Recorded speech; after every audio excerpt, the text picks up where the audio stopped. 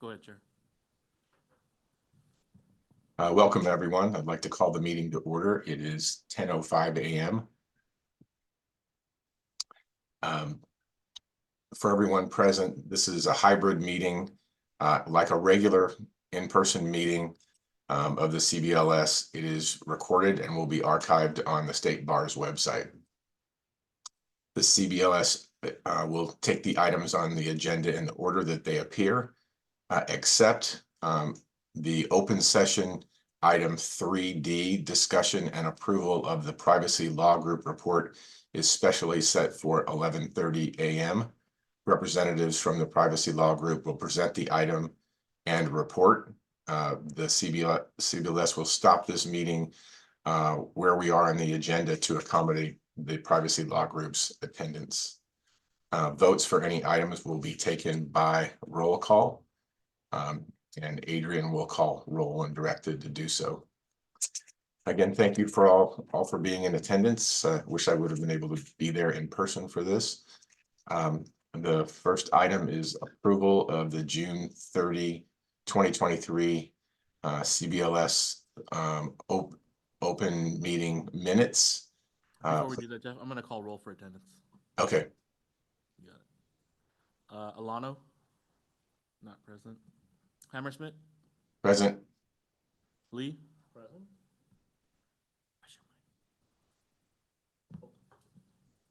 There we go. Present. Thank you. Thank you. Richard? Not present. Rukert? Present. Sir Midas? Present. Yoon? Present. That's enough members. We have quorum. Thank you. Okay. The chair's report, the Board of Trustees adopted a public comment policy that applies to all State Bar committees, including this one. Its policy statement says the State Bar of California welcomes public comment at all of its public meetings and appreciates listening to a wide range of viewpoints that reflect the diversity of California.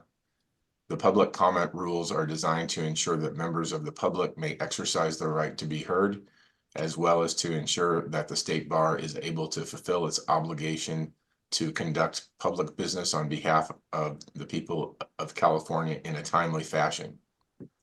Written public comment may be submitted to the email address on the meeting agenda. We encourage you to submit written public comments at least 24 hours prior to the start of a meeting. Written comments received less than 24 hours prior to the start of a meeting will be distributed the following business day.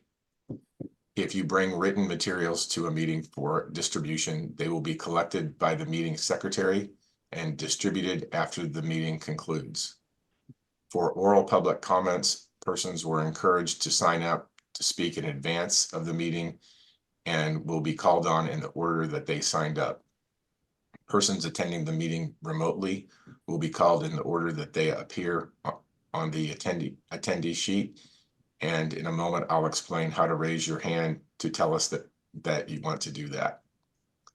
Those joining us in the room today wishing to make a public comment may sign up on a sign-up sheet that was available right outside the entrance to our meeting room.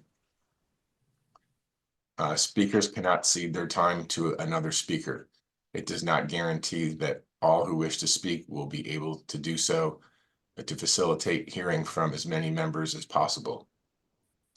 We encourage you not to repeat points that were made by previous speakers. Simply state that you agree with them to allow the committee the time needed to deliberate on the important topics that we will be discussing today. We will be limiting public comment to 3 minutes per person. As a reminder, the State Bar's anti-discrimination and anti-harassment policy says the State Bar maintains zero tolerance for any unlawful harassment, discrimination, and retaliation. Employees must at all times treat all other employees, job applicants, and persons providing services to the State Bar with respect and dignity in accordance with this policy. Likewise, the State Bar will not tolerate harassment, discrimination, or retaliation against its employees, job applicants, or members of the public by any employees or by any person with whom the state bar has a business service or a professional relationship. If you are in Zoom and want to speak, you will need to raise your hand unless you are already on the pre-meeting sign-up list. To do so, click on the hand icon that's at the bottom center of your Zoom window. If you're participating by telephone, you may virtually raise your hand by pressing *9. That's the star key and then the number 9. Our coordinators will call members of the public starting with the pre-signups, then the Zoom list, followed by in-person signups in the order that they raised their hands or signed up. Staff will enable the microphones of the speaker, start the timer, and then call out when 30 seconds remains. Do we have anyone that wishes to make comments? There was one on the pre-sign up, but I don't see them in the Zoom room.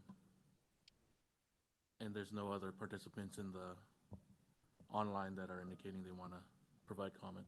Okay, and then we can move on. We have no planned speakers. Okay, annual new member orientation. Jeff, sorry. Before we go to that, do you mind if we do the approval of the June meeting minutes? Oh, yes. Asking for a motion. Well, does anybody need time to review those minutes before we have a motion? Okay, do we have a motion to approve those minutes?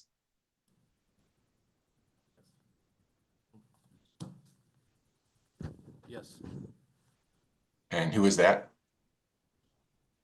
that was you. Okay, and a second? Michael Lee, I second. Okay, any discussion? All in favor? Will Adrian take roll on this? Of course. Alano? Aye. I'm sorry?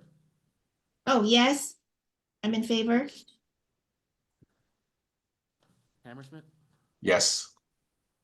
Lee? Approve. Richard, not present. Rukert? Approve. Sir Midas? Yes. And Yoon? Yes. That's enough votes. The minutes are approved. Okay, and then Michael, since you are present in person, would you like to take this next section of introducing the presentation of slides for the orientation? Sure, I'll give it a go, Jeff. Thank you. Oh, sure.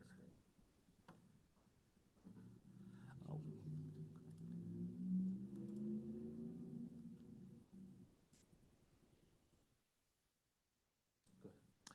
Great.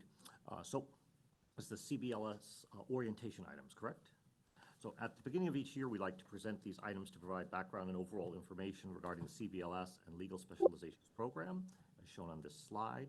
While some of the information may be similar to previous years, some may also be new and updated from our last orientation. Also this year, we have new members, Katrina Richard, Dana Rukert, and George Sermatis, who are all new to the CBLS. And the orientation items as shown on the PowerPoint. Shall I list them off, Adrian, or do we just, yes.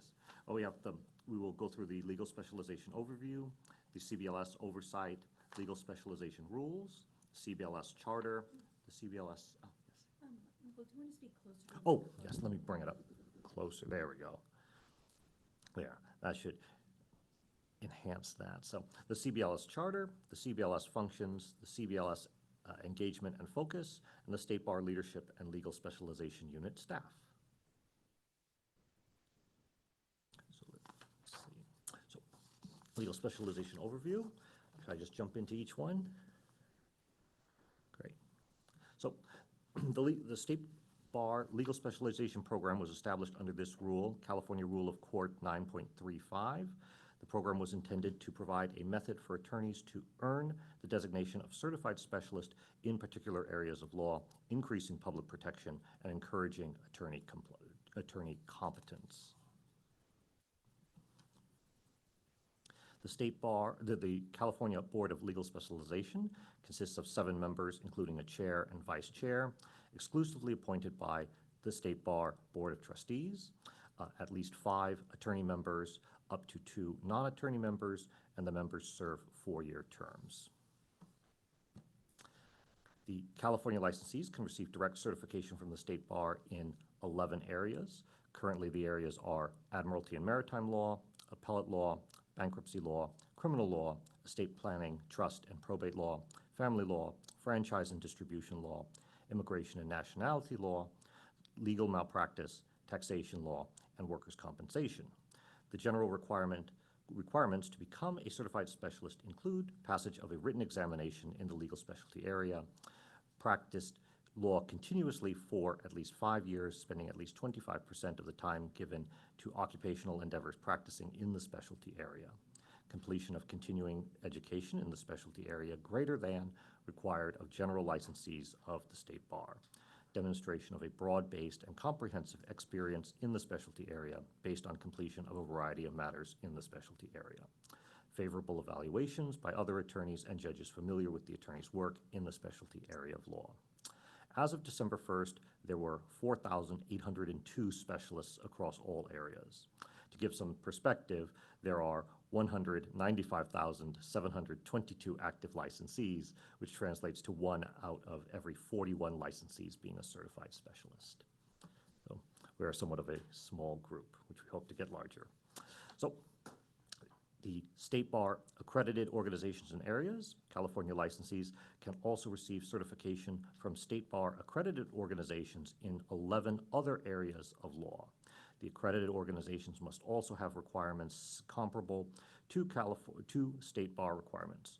Only certifications received by these organizations and the approved areas are recognized. This is the American Board of Certification, Bankruptcy Law and Creditors' Rights Law, American Board of Professional Liability Attorneys, National Association of Counsel for Children, National Board of Trial Advocacy, and National Elder Foundation. As of December 1st, there were 363 specialists across those organizations and areas. CBLS oversight. The entity overseeing the work of the CBLS is the Board of Trustees. The State Bar's governing body develops the guiding policies and principles underpinning its regulatory mission, which is composed of 13 members. The Board of Trustees administration liaisons are Mary Hauser and Brandon Stallings.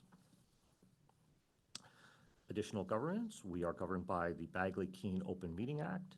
We operate our meetings under Rosenberg's Rules of Order, State Bar Rule 6.20, Delegation, Supervision, and Control, and State Bar Rule 6.21, Public Communications. The first 2 relate to how meetings are conducted. Previously, meetings operated under Robert's Rules of Order, but Rosenberg's rules have made meetings more user-friendly and efficient. Caroline Holmes is our assistant counsel. Oh, yes. Caroline Holmes will be joining us as our assistant counsel, and will be giving us a brief overview of Rosenberg's Rules of Order momentarily. Last 2 here, we have State Bar Rule 6.20. All State Bar officers, agents, committees, commissions, and other entities have only the powers, duties, and authority delegated by the board and are subject to its supervision and control. And State Bar Rules 6.21, unless expressly authorized by the board or the rules of the State Bar, a State Bar officer, agent, committee, commission, or other entity must not act or purport to act, speak, or purport to speak for the State Bar, make any public communication on behalf of the State Bar, or circularize, poll, or put out the vote of all or a substantial number of licensees of the State Bar on any matter on which the State Bar has acted or is empowered to act. Thank you, Michael. We'll turn it over. Next, we'll have Caroline present on Rosenberg's Rules of Order. Thank you. Thanks, everyone. I'm filling in for Jean today, and it's nice to be addressing you all. I won't spend too much time getting into the minutia of each of these slides. One of the reasons we switched over from Robert's rules to Rosenberg's rules is that Rosenberg's rules are only 10 pages long. So I would encourage everybody to, just review the 10-page document whenever you have time. And also, with the Committee of Bar Examiners and with the Board of Trustees, this has been sort of a learning curve for all of us. So if questions come up, you can always direct questions about order to OGC to address during the meeting. But some of the basics are that a quorum is a majority under Rosenberg's rules, same as Roberts. The role of the chair is a little bit more defined in Rosenberg's rules as encouraging full participation of the body, facilitating discussion of the body, but not necessarily controlling like they should strive to be the last to speak, such that they're sort of facilitating like the discussion of the other members as opposed to always being the one to make the motion or driving the discussion in that way. The meeting format is generally that the chair announces an agenda item with the number and name. The chair invites presenters to report on the item. That's usually a member of staff and or members of the body. The chair then asks the members if they have any questions of clarification. And then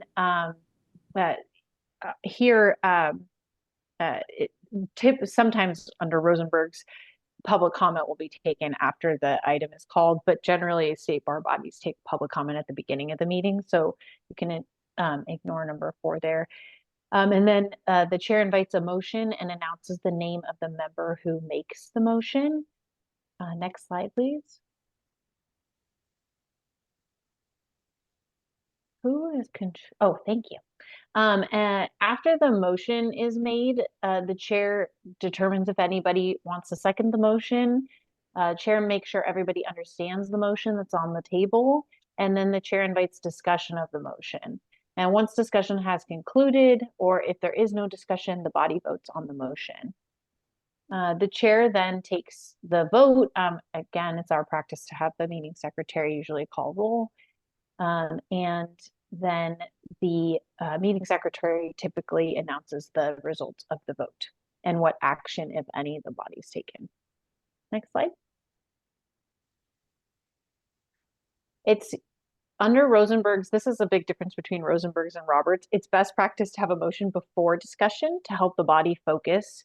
And motions are made in a 2-step process. I think you're all familiar with probably, but the chair recognizes a member wishing to make a motion, and then the member states, "I move," followed by the desired action that they want the body to take. Motions are usually initiated in one of 3 ways. The chair invites members to make a motion, the chair suggests a motion to the members, or the chair makes a motion if no other member is willing to step forward to do so. Next slide.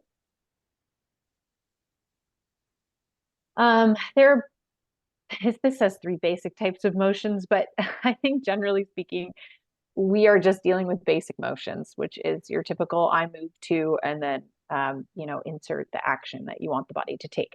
There's also motions to amend and substitute motions. They don't come up that frequently, but you can review this slide if you want a refresher on that. There's also something called a friendly amendment, which is just a simple way of amending a motion that the original person who makes the motion can agree to the friendly amendment without having to make a formal motion to amend. Next slide, please. And there are other types of motions. I don't think this body tends to recess very frequently, so that's probably not something to worry about. Motion to adjourn. Actually, the board's practice has been to announce when meeting business has concluded and to adjourn the meeting and not take a motion to adjourn. There's also other motions that I think are probably unlikely to come up, but again, please feel free to familiarize yourself with the slide. This is important. In determining whether a motion passes, the meeting secretary will count all votes that are present and voting. So people who are abstaining are not counted in the vote count in determining whether or not a motion passes, but they are counted for purposes of establishing a quorum. Next slide. There's also a fair amount of information in Rosenberg's about courtesy and decorum. These just don't come up very often. So I will say we don't need to review them in detail during this presentation, but you can read through the slide when you have a free minute. Next slide. One of the main goals of Rosenberg's and Bagley-Keene and a lot of the other open meeting laws and governance laws that we're dealing with is to make it very clear to the public what the body is going to be doing, keep the public informed when the body is doing it, and tell the public what the body has done once the body has acted. So I think that's particularly important in the Zoom universe that we're all living in, because people are calling into meetings, they're zooming into meetings, and some people are still appearing in person. So just being very cognizant of clarity and making sure that any members of the public who attend the meetings are being kept informed of what the body is doing is very important. Next slide. Along the same lines, the board recently adopted a new public comment policy that is in the board book, or the board policy manual.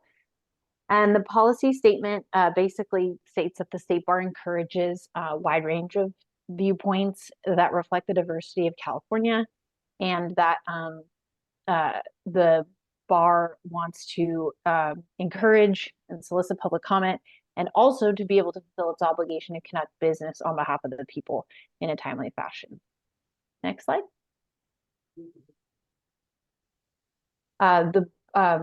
All State Bar bodies for a while now have been accepting written public comment in advance of the meeting. It has to be submitted within 24 hours of the start of the meeting. And it can be submitted after that, but it's not guaranteed to be distributed to the members of the body unless it makes the 24-hour deadline. Next slide. Oral public comment. There have been some reasonable regulations that have been decided upon by the board in terms of making sure that public comment runs smoothly and giving bodies enough time to conduct their business. So generally speaking, each speaker is allowed 3 minutes at the board level for public comment, and that the body will take a total of 2 hours of public comment, inclusive of a 10-minute break. We rarely get to that threshold, I would say. It did happen a couple of times during COVID when certain contentious items were being discussed at the board level, but hopefully, given I know that these meetings aren't always scheduled for a full day, hopefully you're not dealing with 2 hours of public comment. Organizational entities are also allowed to be given additional time for public comment, and they're allowed to I'm actually not sure that this body would ever vote on something that would affect an organizational entity individually, but they can also make public comment before the item that is going to affect them is considered, as opposed to being giving public comment at the beginning of the meeting. Next slide. Reasonable accommodation. So as you know, on all of our meeting agendas, there is a call to members of the public who are in need of reasonable accommodation to let the meeting secretary know 72 hours in advance what accommodation they're seeking, so that we can accommodate that. It's also important to keep in mind that public speakers who require an interpreter are given twice the time, so usually 6 minutes for public comment. Next slide. We covered a lot of this already, so next slide, please. Okay, there's also a part of the board's public comment policy that deals with maintaining decorum at meetings. Hopefully, disruptive conduct or statements of discrimination or harassment haven't been an issue at public comment before this body. But in the event that members of the public do engage in disruptive conduct or otherwise impede the conduct of the meeting, at the discretion of the chair, the person can be excluded from the meeting. In the event of discriminatory or harassing comments during the meeting that aren't necessarily disruptive or don't meet the definition of disruptive conduct, the chair can read the State Bar's anti-discrimination and anti-harassment policy into the record before allowing the person to conclude their public comments. Next slide. And this is the State Bar's anti-discrimination, anti-harassment policy. Next slide, please.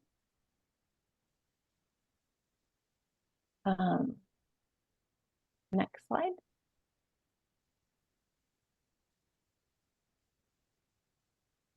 The thing to note on this slide is just that comments and materials received during public comment will in full become part of the public record. And this is something that we want to let public commenters know, because when we submit now with the ability to submit written public comment, I'm not sure that all members of the public are aware that those written public comments are public record and are subject to the Public Records Act request. So something to keep in mind. That has been explicitly noted in the board's book. Next slide. That might be the end. Yep. All right, well, if there are any questions about Rosenberg's rules or other governance or Bagley-Keene or related issues, please feel free to let our office know. Thank you. Thank you, Caroline. Thank you. Okay, now we'll move on to the CBLS legal specialization rules. These rules are being provided for reference. 3.90 to 3.96 covers logistics of CBLS, including the composition, authority, establishment, conflict of interest, and handling of confidential information. Rules 3.110 through 3.113 cover basic program detail. This includes certification requirements, fees, applications, and reporting requirements. Rules 3.114 through 3.119 cover additional program detail, including education, practice, and task requirements, references, waivers, and modifications, and recertification requirements. Rule 3.120 covers certification and recertification details. Examples include failure to meet certification requirements, pending disciplinary charges, lack of candor, information bearing negatively on proficiency. And 3.121 through 3.123 cover application review. It describes state bar action and the applicant's request for review. 3.124 and 3.125 cover removal from program and appeals, and it describes the grounds for suspension or revocation and the process for appealing those decisions. And finally, 3.126 covers certified specialist designation, and notes that the specialist designation is determined by the state bar. Next slide. The CBLS charter.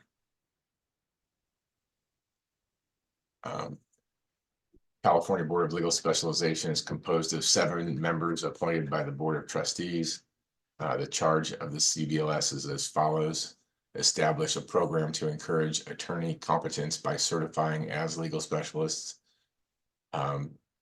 attorneys who have demonstrated proficiency in specified areas of law, to develop testing and legal education criteria for specialists, to recommend program rules and provide policies and guidelines for certification of specialists, to recommend approval of additional areas of legal specialization and their related certification requirements, and to recommend other entities to grant certification. Next slide. CBLS functions. Next slide. To establish, approve, deny requests for new specialization areas, to serve as an appeals body for all determinations, to act as a policy-making body, and to serve as outreach for legal specialization. Next slide. State bar leadership and legal specialization unit staff. Next.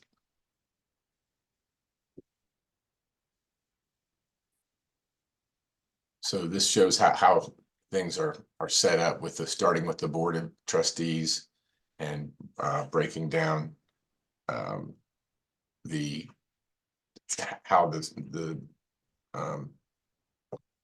what part of the state bar is making different decisions on different things. Adrian, anything that you want to add here? or should we move on to the next slide? I can describe it real fast. Okay, So for the Office of Admissions, legal specialization unit team, that's going to be the orange line.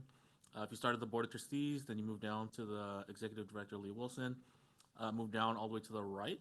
That's going to be the Chief of Programs, Legislative Director, that's Donna Herskowitz. And then down to the bottom left, that'll go to Audrey Ching, the Director of Admissions. And then just for reference, the Division of Regulation Legal Specialization team, where they break away from that line, it's going to be the green line. From Leah, you go down all the way to the left. That's going to be Special Counsel Steve Moed. And then from there, you go down immediately to the right. That's going to be Mia Ellis, Deputy Special Counsel in the Regulation Division. And then on this next slide, going back to admissions, continuing from Audrey. If you go straight down, that'll go to Amy Nunez, Assistant Director in admissions, and then the Legal Specialization admissions team. We report directly to Amy. and next slide, I can take over from there. Sure. The legal specialization staff under the Office of Admissions, Adrian, Janelle, and Anna. Adrian's program supervisor, Janelle's program analyst, and Anna is program specialist. And then under Division of Regulation, it's Latrell and Jacqueline, both as program specialists. And Adrian specifically is CBLS and Legal Specialization Program. Janelle is Exam Development and Grading, Contracts, Accounts Payable, and Legal Specialization Brochures. Anna handles applications for initial certification and accredited certification programs. Latrell handles recertifications and LSCLE compliance, wall certificates and brochures. And Jacqueline handles legal specialization, annual fees, judicial tolling, reinstatements, and revocations. And the legal specialization staff is also supported by Audrey Ching, Director of Admissions, oversees all admissions. Amy Nunez, who's the Assistant Director of Admissions, and she assists the Director and oversees legal specialization admissions. And then Mia Ellis is Deputy Special Counsel in the Regulation Division and oversees legal specialization regulation. Next slide. Does anyone have any questions about any of this?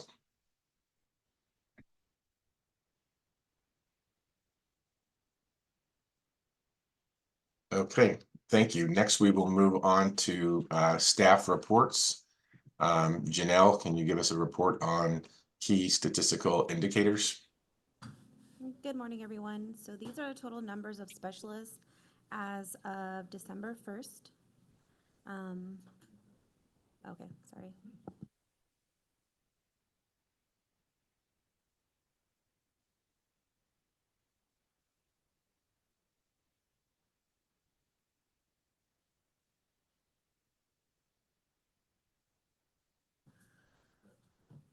All right, so these are the total number of specialists as of December 1st of each year.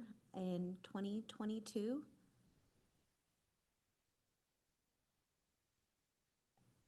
we had a total number of 4,903. As of December 1st of this year, we had 4,802. Any changes, positive or negative, are under the 20% threshold. It is a total decrease, total of a 101 over the previous year, which is 2.1%. The following areas that saw a decrease with 5 or less specialists were Admiralty and Maritime 4, legal malpractice 3, franchise and distribution, as well as immigration and nationality, seeing a decrease of 1. And all the other areas saw decreases of 10 or more specialists, with criminal law 24, estate planning, 23, and bankruptcy of 11.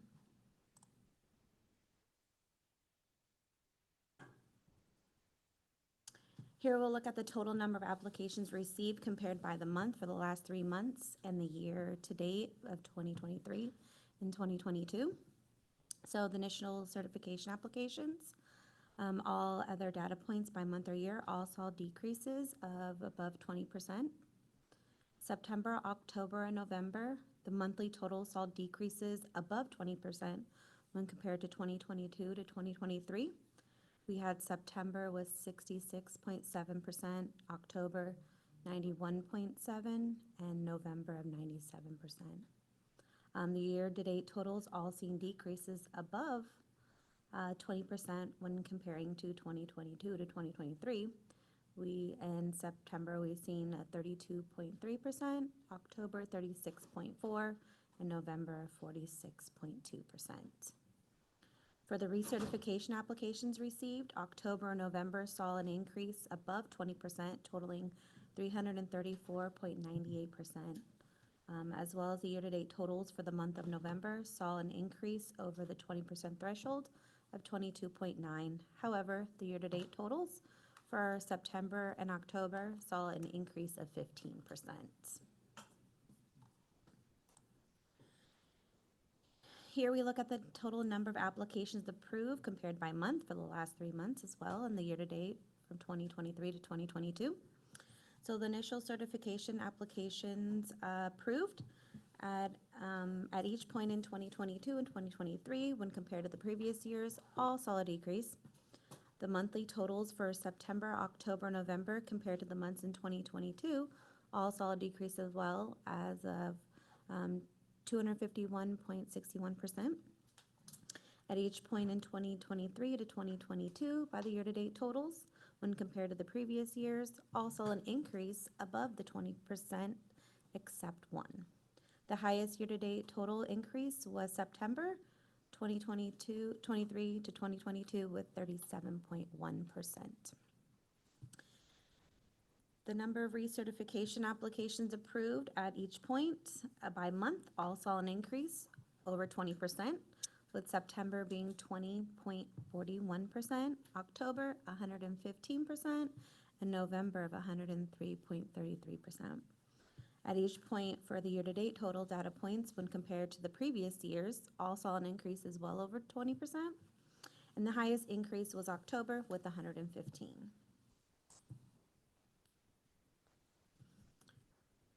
This data point looks at the total of number of resignations by all 3 months. At each point in 2023, monthly totals when compared to the previous years all saw an increase above the 20% threshold, October 100% and November of 57.1%, except one with a decrease of September, which is negative 11.1%. At each point for the year-to-date totals when compared to all the previous years, also an increase above the 20% threshold, totaling 956.1%, and 161 processed resignations in the year of 2023, and 90 said they were related to retirement for 55.9%. Thank you. Any questions about the report? Okay, if not, we'll move on to an update on the October 2023 administration of the legal specialist exam. Adrian? Sure. So the legal specialist exam, it was held remotely on October 24 of this year, and then extended day applicants. There were actually 5. They finished on October 25th. We had at least one applicant in every exam except for the Admiralty exam and the criminal federal law exam. So those 2 exams did not see any applicants. In-person testing was available at the State Bar offices in Los Angeles and San Francisco. We saw 4 in LA and then 3 in San Francisco. In total, there were 434 registrants and 416 applicants that actually took the exam. Grading is expected to begin in January and finish in February. If there are any notice of exam violations, those are expected to be seen by the CBLS at their March meeting, which is similar to what happened with the 2021 exam. And results for the exam, they are scheduled to be released on March 15th through the applicant portal. Thank you, Adrian. And next we'll go to recent developments. Amy and Adrian. All right, should I start that, Adrian? Okay, so when we bring recent developments, they are about initiatives that are happening in the Office of Admissions or State Bar wide. And so here, I'm going to highlight a few things that have happened recently. So the first is the results for the latest bar exam. So the results for the July 2023 bar exam. For the latest exam, we had approximately 7,555 people sit for the exam. Our general bar exam pass rate was 51.5%, which is a slight decrease compared to 52.4, which was a pass rate in July 2022. And for attorneys, the pass rate was 47.8. The February 2024 exam is coming up in 2024 in a few months. And as many of you may have heard, we have had to reduce the number of sites that we're going to be administering the exam at. And this is due to financial constraints that the Office of Admissions has been going through. And so we've also increased our exam fees as well as other application fees in the Office of Admissions. So rather than going to our typical 10 sites, we're going to be going to about 7 sites in February. And also, we're going to propose a reduced number of sites for our July exam as well. And that's going to the Board of Trustees in the month, in January. We will be proposing that. With that, then I'm also going to talk about another initiative on the next slide related to a California bar experiment. So many of you have heard that the Blue Ribbon Commission was formed that was looking at the future of the California bar exam. That commission met for about 2 years and formulated recommendations that were submitted to the court early in 2023. One of the recommendations in that report that went to the court was to propose a California bar exam.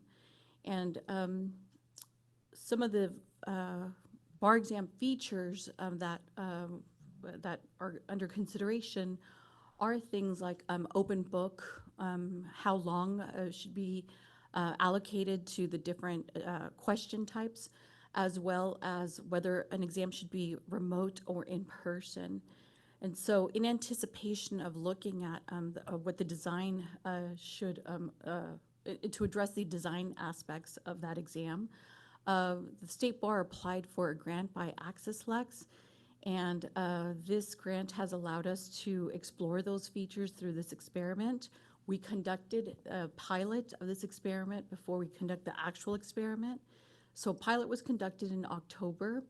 We invited about 2,462 students to participate.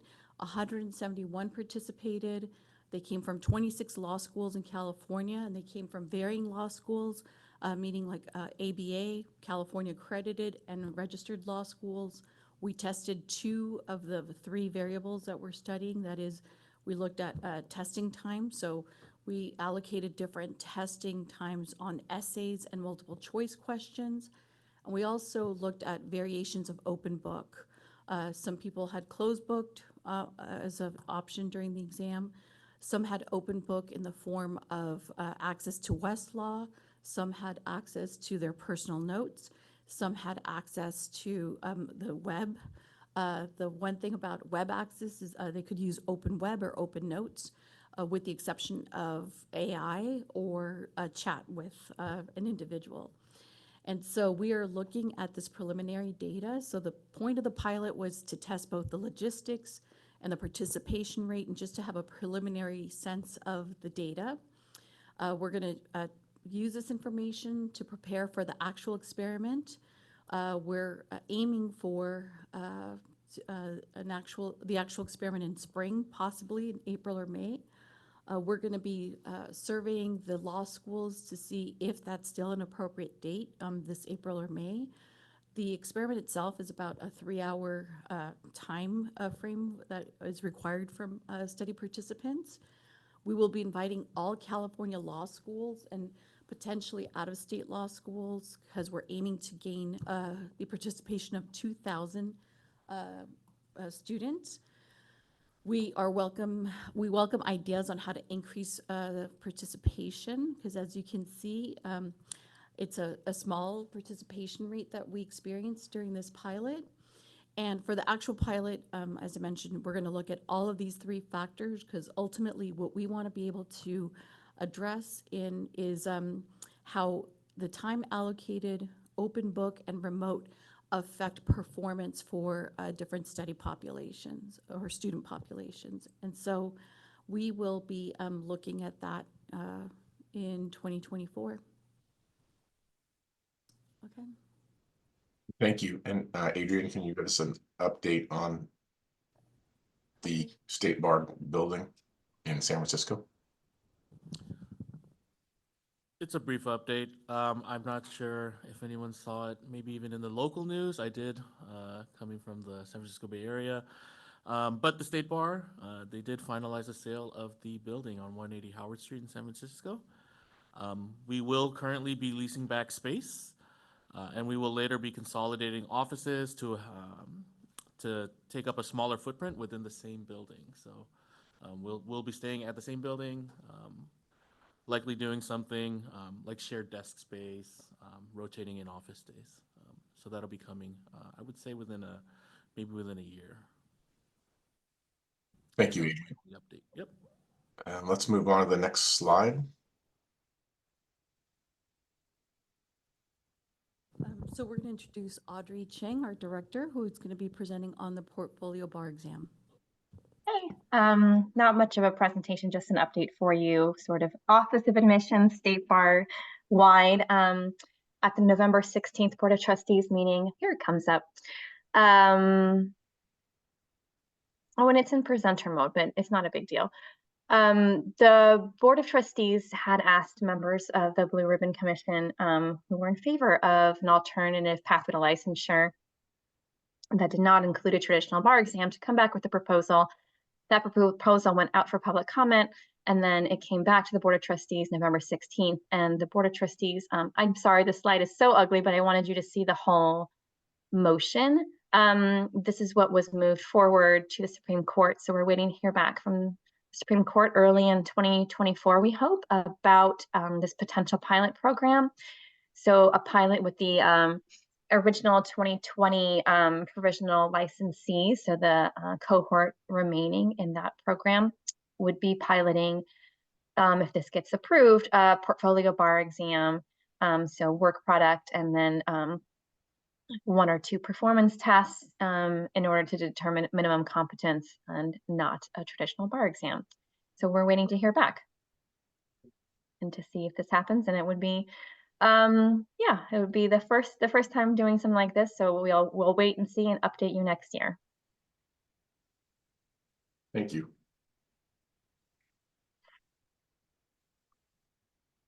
Okay, we're now ready to move on to the planning session.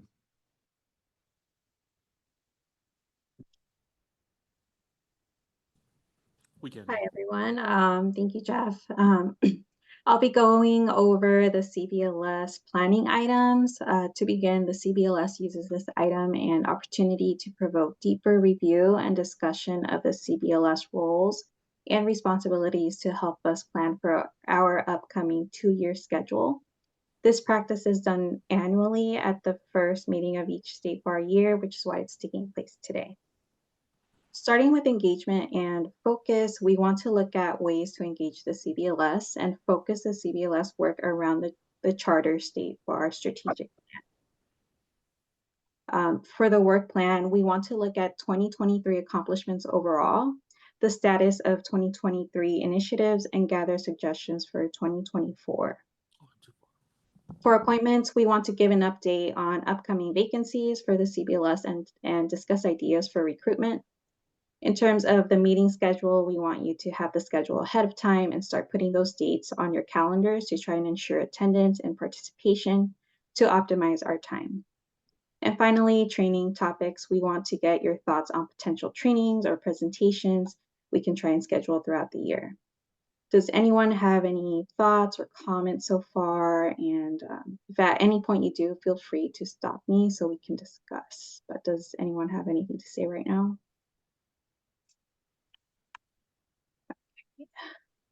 So engagement and focus. So as I briefly mentioned before, we want to make sure we are engaging all members of the CBLS. We want to focus on these 4 items specifically, which are attendance and participation, policy, the legal specialization examination, and outreach and program growth. The points provided in these slides are a few examples of thoughts or suggestions that may help to achieve that item.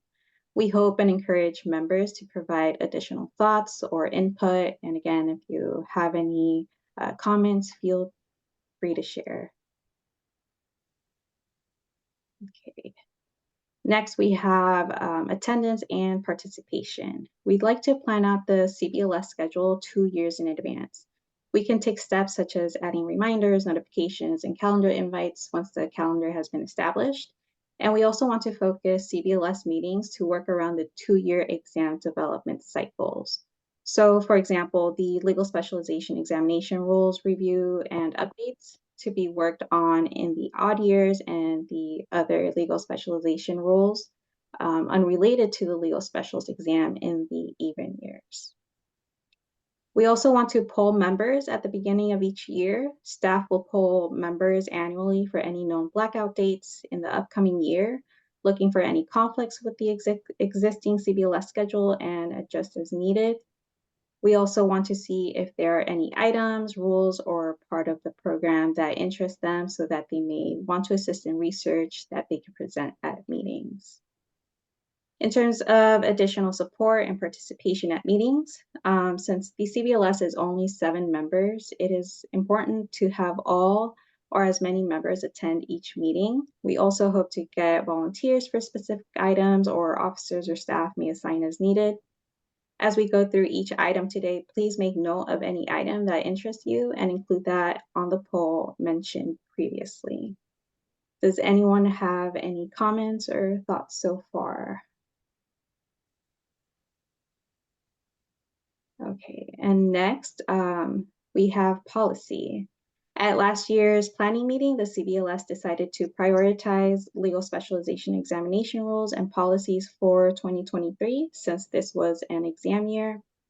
Earlier this year, the CBLS approved amendments to rules 3.110 and 3.116 regarding 1, defining applications that are not eligible for refunds, and 2, extending the legal specialization examination results validity period. These rule proposals are set to go to the BOT next year to circulate for public comment. The other legal specialization examination rules regarding testing accommodations and exam violations were tabled until similar rules regarding the admissions, testing accommodations, and exam violations rules were updated. In the Legal Specialization Rules, Title III, Division 2, Chapter 2 of the Rules of the State Bar, last year there was brief mention of looking into an inactive or emeritus status or automatic removal based on State Bar status. This is something we can discuss further if the CBLS would like to consider it. What other rule or policy areas do we think we could focus on for 2024? The standards articles 1 through 11 of the legal specialization rules. We plan to have the working groups review standards. I'm sorry. And present any proposed updates to CBLS. Can anyone think of anything specific to your area that we can already look at? Some areas have same requirements for initial certification and recertification. Would it make sense to do that across all areas? And Adrian, I understand it's 11 a.m. where we have to take a pause. Would you like to do that now? The PLT set for 11:30. We can continue. Oh, I'm sorry. Okay. Thanks, Anna. Okay. Is there a general rule or time frame where these should be reviewed or updated? And would anyone like to share any thoughts or comments or have any immediate suggestions or concerns with any specific rules or policies?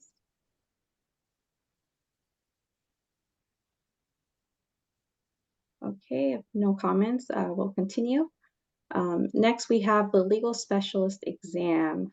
Although this last year, 2023, we prioritized legal specialization exam rules and policies. As part of establishing a 2-year CBLS schedule, we want to look ahead to the next set of legal specialization exam rules and policies, possibly for 2025. Rules and policies. Last year, the CBLS approved a refund of fees policy and proposed amendments to the legal specialization rules regarding exam results validity and defining ineligible or applications ineligible for refunds. These are still pending approval from the BOT to circulate for public comment, but we expect them to be effective for the 2025 exam. Staff will continue to monitor the admissions rules regarding testing accommodations and exam violations to bring back recommendations to the respective legal specialization rules regarding those 2 items. For exam specifications, staff can request the working groups to review these and can bring back any proposed updates to the CBLS. Is there a general rule, time frame where these should be reviewed or updated? However, we do need to be considerate of applicants that in constantly updating, adding, or removing exam topics, this can be disadvantageous to them in not knowing or preparing adequately for the exams. In terms of exam administrations, we just administered the 2nd remote exam. We recently polled applicants and hope to be able to compare data from this year's exam to the remote exam in 2021. Staff will also prepare data to compare what violations or pass rates look like between the remote exam and the in-person exam. For the legal specialization exam development grading, also known as the LEDGE team, where and how can we recruit? Should we consider an apprentice program? Should there be term limits? Do we need to diversify? Should there be any changes to requirements and qualifications? For example, currently for graders, the only requirement is that they are a current specialist. Are there any other requirements concerning functions or expertise we should consider? At the same time, I'd like to add that although establishing any additional requirements may make it harder to recruit, it should not stop us from having requirements if it can potentially impact exam integrity. For development, we can consider creating or establishing guidelines to minimize disparate performance. Do any members have any immediate interest in any of these areas, or does anyone have any comments or thoughts they'd like to share? Okay. And we'll continue then. Lastly, we have education, outreach, and program growth. We can consider adding new specialty areas. This can be done through direct certification or accrediting national certifying organizations. However, this is typically done when organizations reach out to us. What areas would help to increase access to justice? Another form could be bringing in new specialists to the existing areas. This could be done through on-demand testing, extension of results validity, and adding or introducing legal specialization as part of the virtual oath packet. In terms of retaining current specialists, we could potentially create an inactive or emeritus status. Staff could provide waivers or exceptions, encourage more specialist engagement outside of certifications such as CBLS, new specialty areas, working groups, or LEDGE. We could also survey specialists about demographics, program value, and practice profile. We could ask what type of tasks they're completing or how much work or percentage is dedicated to a specialty area. If we do explore this option, how often should we survey? Other programs, thoughts, and comments such as processing times, communications, do they know how to reach us, find their own certification information? On reevaluating current specialty areas, we are working with ORIA to get demographics on current specialists. And we are looking at staff and internal work needed to maintain specific areas and the amount of interest growth, possibly closing specialty areas, but retaining those current specialists. They can continue to be certified and recertified, but we would no longer take on new ones. We have an item today to look at this specifically regarding our Admiralty specialization, which will be discussed later. We could consider reevaluating current LSCLE subfields and reporting requirements. Are they current or are they relevant? And we could have the working groups to begin looking at these. Next, educating the public. The State Bar Strategic Plan has two goals: to increase access to the legal system through public outreach, improved access to legal advice and services, and a legal profession that reflects diversity of California's communities, and to increase public education, outreach, and awareness to close the knowledge gap and connect consumers to relevant legal resources.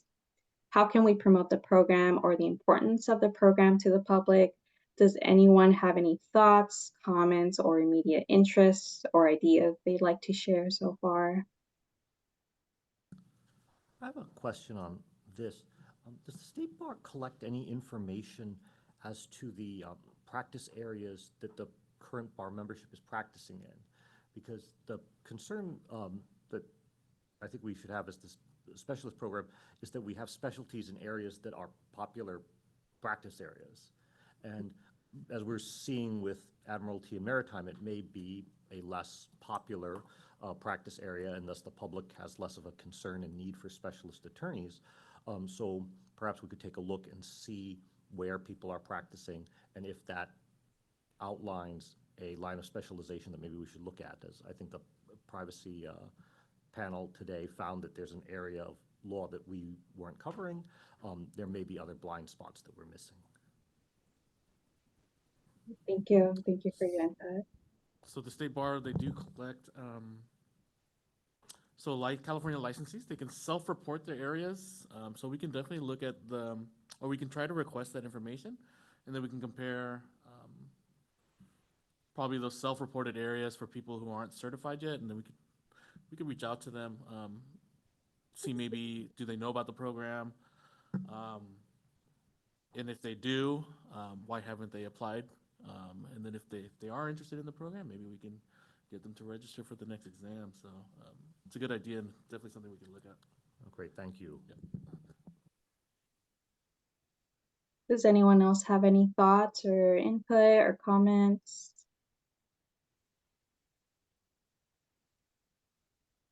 Okay. We'll continue to this last section. Lastly, we have marketing opportunities. Looking at the number of specialists for each area sorted from largest to smallest, we wanted to try and classify each area into one of three groups: small, medium, and large. So what cutoffs or range should we use for the small size specialty areas, for the medium areas, and for the large areas? While we would like to specifically look at growing the medium and small areas, where should we focus time and investment? It should be noted that we previously had the support of our advisory commissions who helped us with outreach for each specialty area, and that alone was approximately 99 volunteers. We also used to go to admission ceremonies, and so how can we replace or supplement the loss of those opportunities? What would an overall outreach plan look like? Are there any thoughts or suggestions to this? Anna, if I could add, I think that there's an opportunity here that we probably haven't taken advantage of, which is we have a communications team here at the State Bar. I think they can really help if we've got a volunteer from this board who is interested in spending some time thinking about marketing opportunities. We could brainstorm with our communications team and figure out what different opportunities there may be. I'm reluctant for us to continue just doing what we've done in the past. I think, the thought of categorizing these by large, medium, and small is probably intended to allow us to create sort of different approaches, different communication strategies, depending on if it's a large, medium, or small grouping. And so I think there's some opportunities here to really start brainstorming sort of new and different ways to reach different different cohorts. I think I'm not sure, and I don't recall if it's in this slide deck or another slide deck for today that breaks out the overall participants in the specialists by age range, race and ethnicity, gender, really trying to provide some insight into who the specialists are, and maybe more importantly, who they aren't, because that will help you, I think, figure out, where are their gaps? Is the total number of specialists down by 1,000 from last year because more people are retiring and we have very few new people entering? Is that an age issue? Is that figuring out how to communicate with different generations? So I think this is an area that's ripe for some real attention this year, and getting our communications team working with you to really brainstorm different ways to do things. Right, I agree, Donna. I think analyzing the demographics and working with Araya would definitely help with kind of seeing what's going on in each specialty area and the rates of resignations and the rates of initial certification. So thank you for your input. Thank you. And if I could add a comment, I think we should be reaching out to law schools and educating them on the fact that there's the different specialties available. And what I've done is I've encouraged young attorneys to get the application and begin filling it out as they are accomplishing tasks, rather than doing it the way I did it, which is by getting the application and having to go back and find my trials and find my motions. And if they start out coming out of law school thinking, this is what I want to do bankruptcy law, and they've got the application, they're a lot more likely to follow through and actually take the exam. Great to hear, and I fully agree with Jeff. I have the same experience teaching at the law school. Found newly admitted or recently admitted attorneys were very, very interested in the specialist program because they were starting their career and seeking to differentiate themselves from peers, and exactly what we're hoping for, become more educated and more experienced in a particular area. And in my classes, if you're interested in the area, download the specialist application, figure out what we think a quality attorney has done in that area, and that's your guide. Seemed very receptive. Some more senior attorneys I found, and maybe others have had this experience, had the opposite feeling. They said, "Oh, I don't want to take another exam anymore. I'm 20 years in. I'm done." I think maybe we may have some opportunity with the newer admits and law schools where we can have some growth there. The other thing that I think potentially an opportunity for marketing is, or getting the word out, is our specialists themselves. And I know that we had a year or so ago, there was pins and things that we offered, but it was for very, very experienced specialists. I think they were 15 years or plus 20 years. There are very few of those. I think we should consider something like just a general pin that everybody gets, or just something that people, as they go to court, as they walk around, they are promoting the program by their membership of the program, their quality of practice, their knowing each other, because we have 4,802 people who could be sharing the word because they believed enough in it to join it themselves. Agree. Thank you.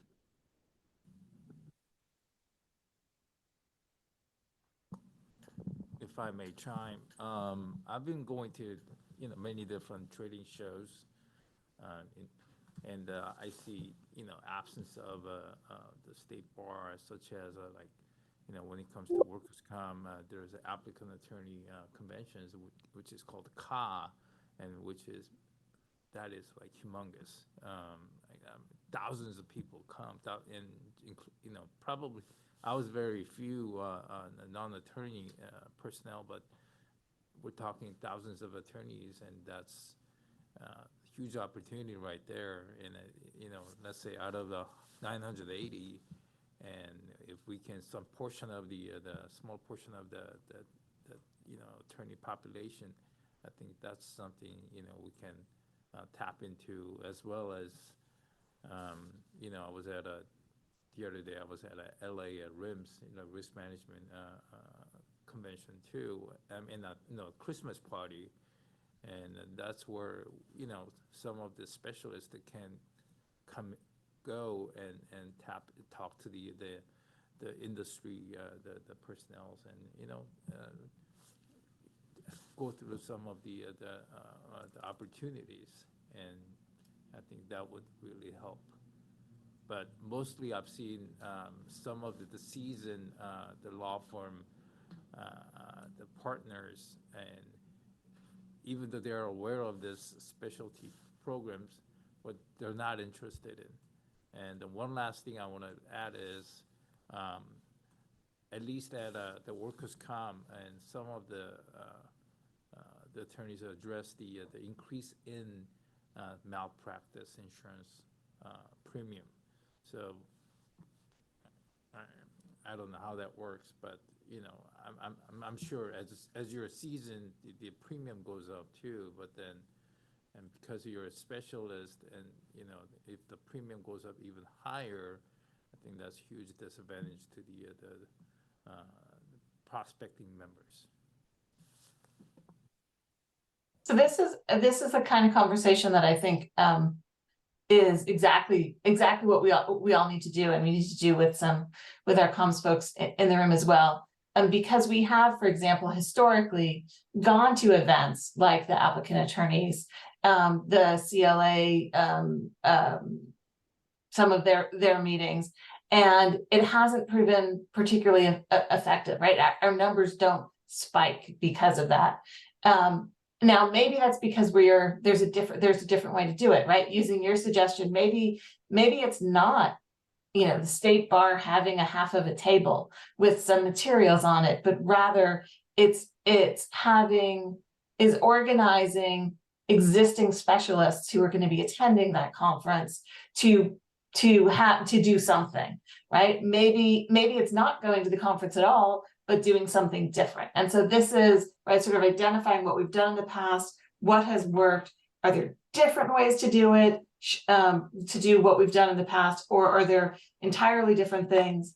One of the things that I know that like local bar associations have found is that the younger cohort are not joiners, right? They're having a hard time, a lot of the local bar associations, with membership, because the newest attorneys, the millennials, and I don't know if we're at Gen Z attorneys at this point, but they're not joiners, and and so we need to figure out, you know, are there different ways to get the information to this group of people? As Jeff mentioned, is it the, you know, presentations in law school? Sort of, how do we do that to grow the younger cohort of attorneys into specialists, who can then sort of help us sort of continue to over time keep growing more people. So I think these are great conversations, and it's something that we should really devote some time to during the year, again with I think some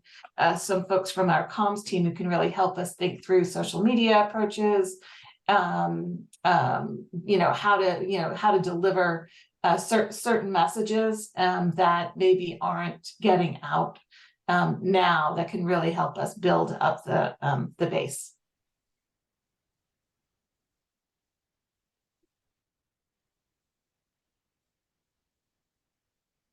So maybe that's a good takeaway, Adrian and Anna, in terms of inviting the communications folks and for us to have a really targeted conversation about where is the pipeline for each of these areas. And we can have some sort of calendar discussion earlier in the year. I agree.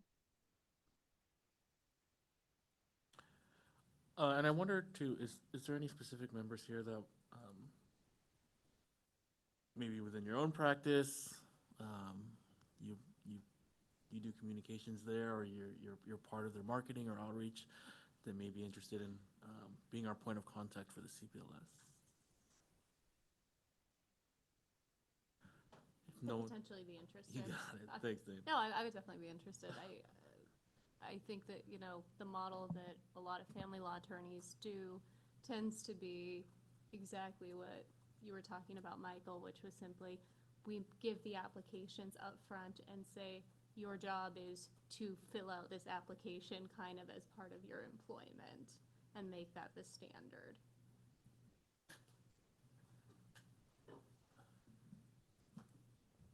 That's perfect. Thank you. Were there any other thoughts, comments, suggestions? There is one practice area that in looking at it, I'm surprised we don't have as a specialty that could be a big number and maybe even our biggest number eventually, and that's personal injury.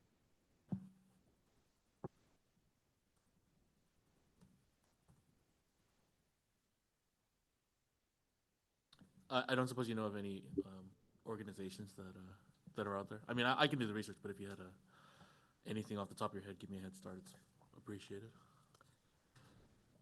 I wonder if that was, in a sense, we were ceding that over to the trial advocacy board, that maybe that's where some of the PI attorneys were going. But it does seem like just a huge, huge field of attorneys that do like to distinguish themselves from each other in a polite way. And it seems like ABOTA is more of a collegial board, and that the specialty is something consumers would see, because consumers don't know what ABOTA is. It's just some title, but they would get certified by the California State Bar as a specialist in personal injury.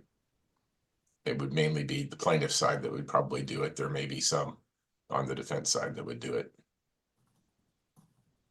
Yeah, we'll definitely look at that.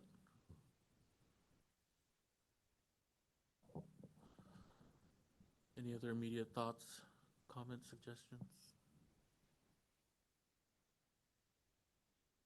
All right. If anyone does think of it, maybe even outside of the meeting, feel free to reach out to Anna or myself or other legal specialization staff, so we can look at all of these ideas and opportunities. So thank you.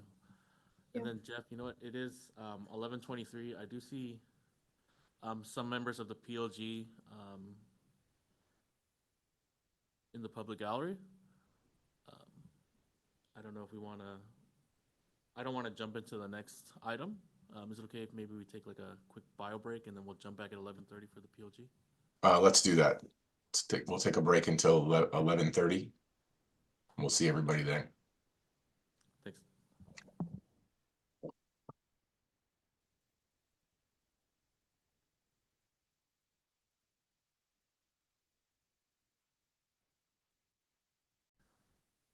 Go ahead.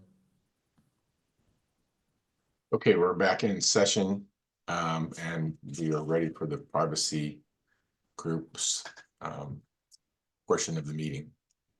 I'm going to go ahead and promote them right now.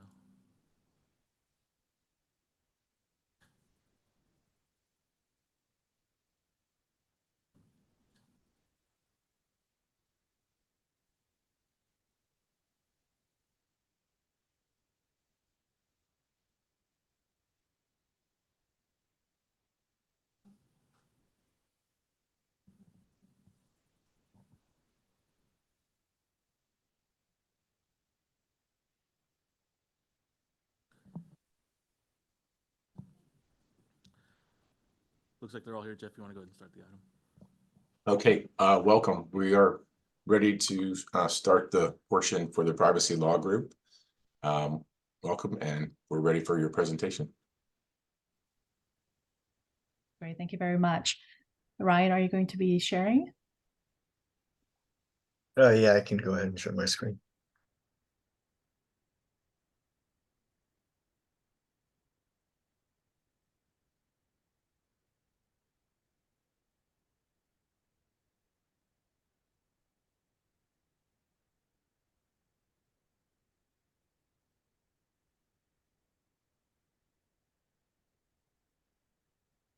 Can you see that? It's working for me. Is Yes, that working for CBLS? it is.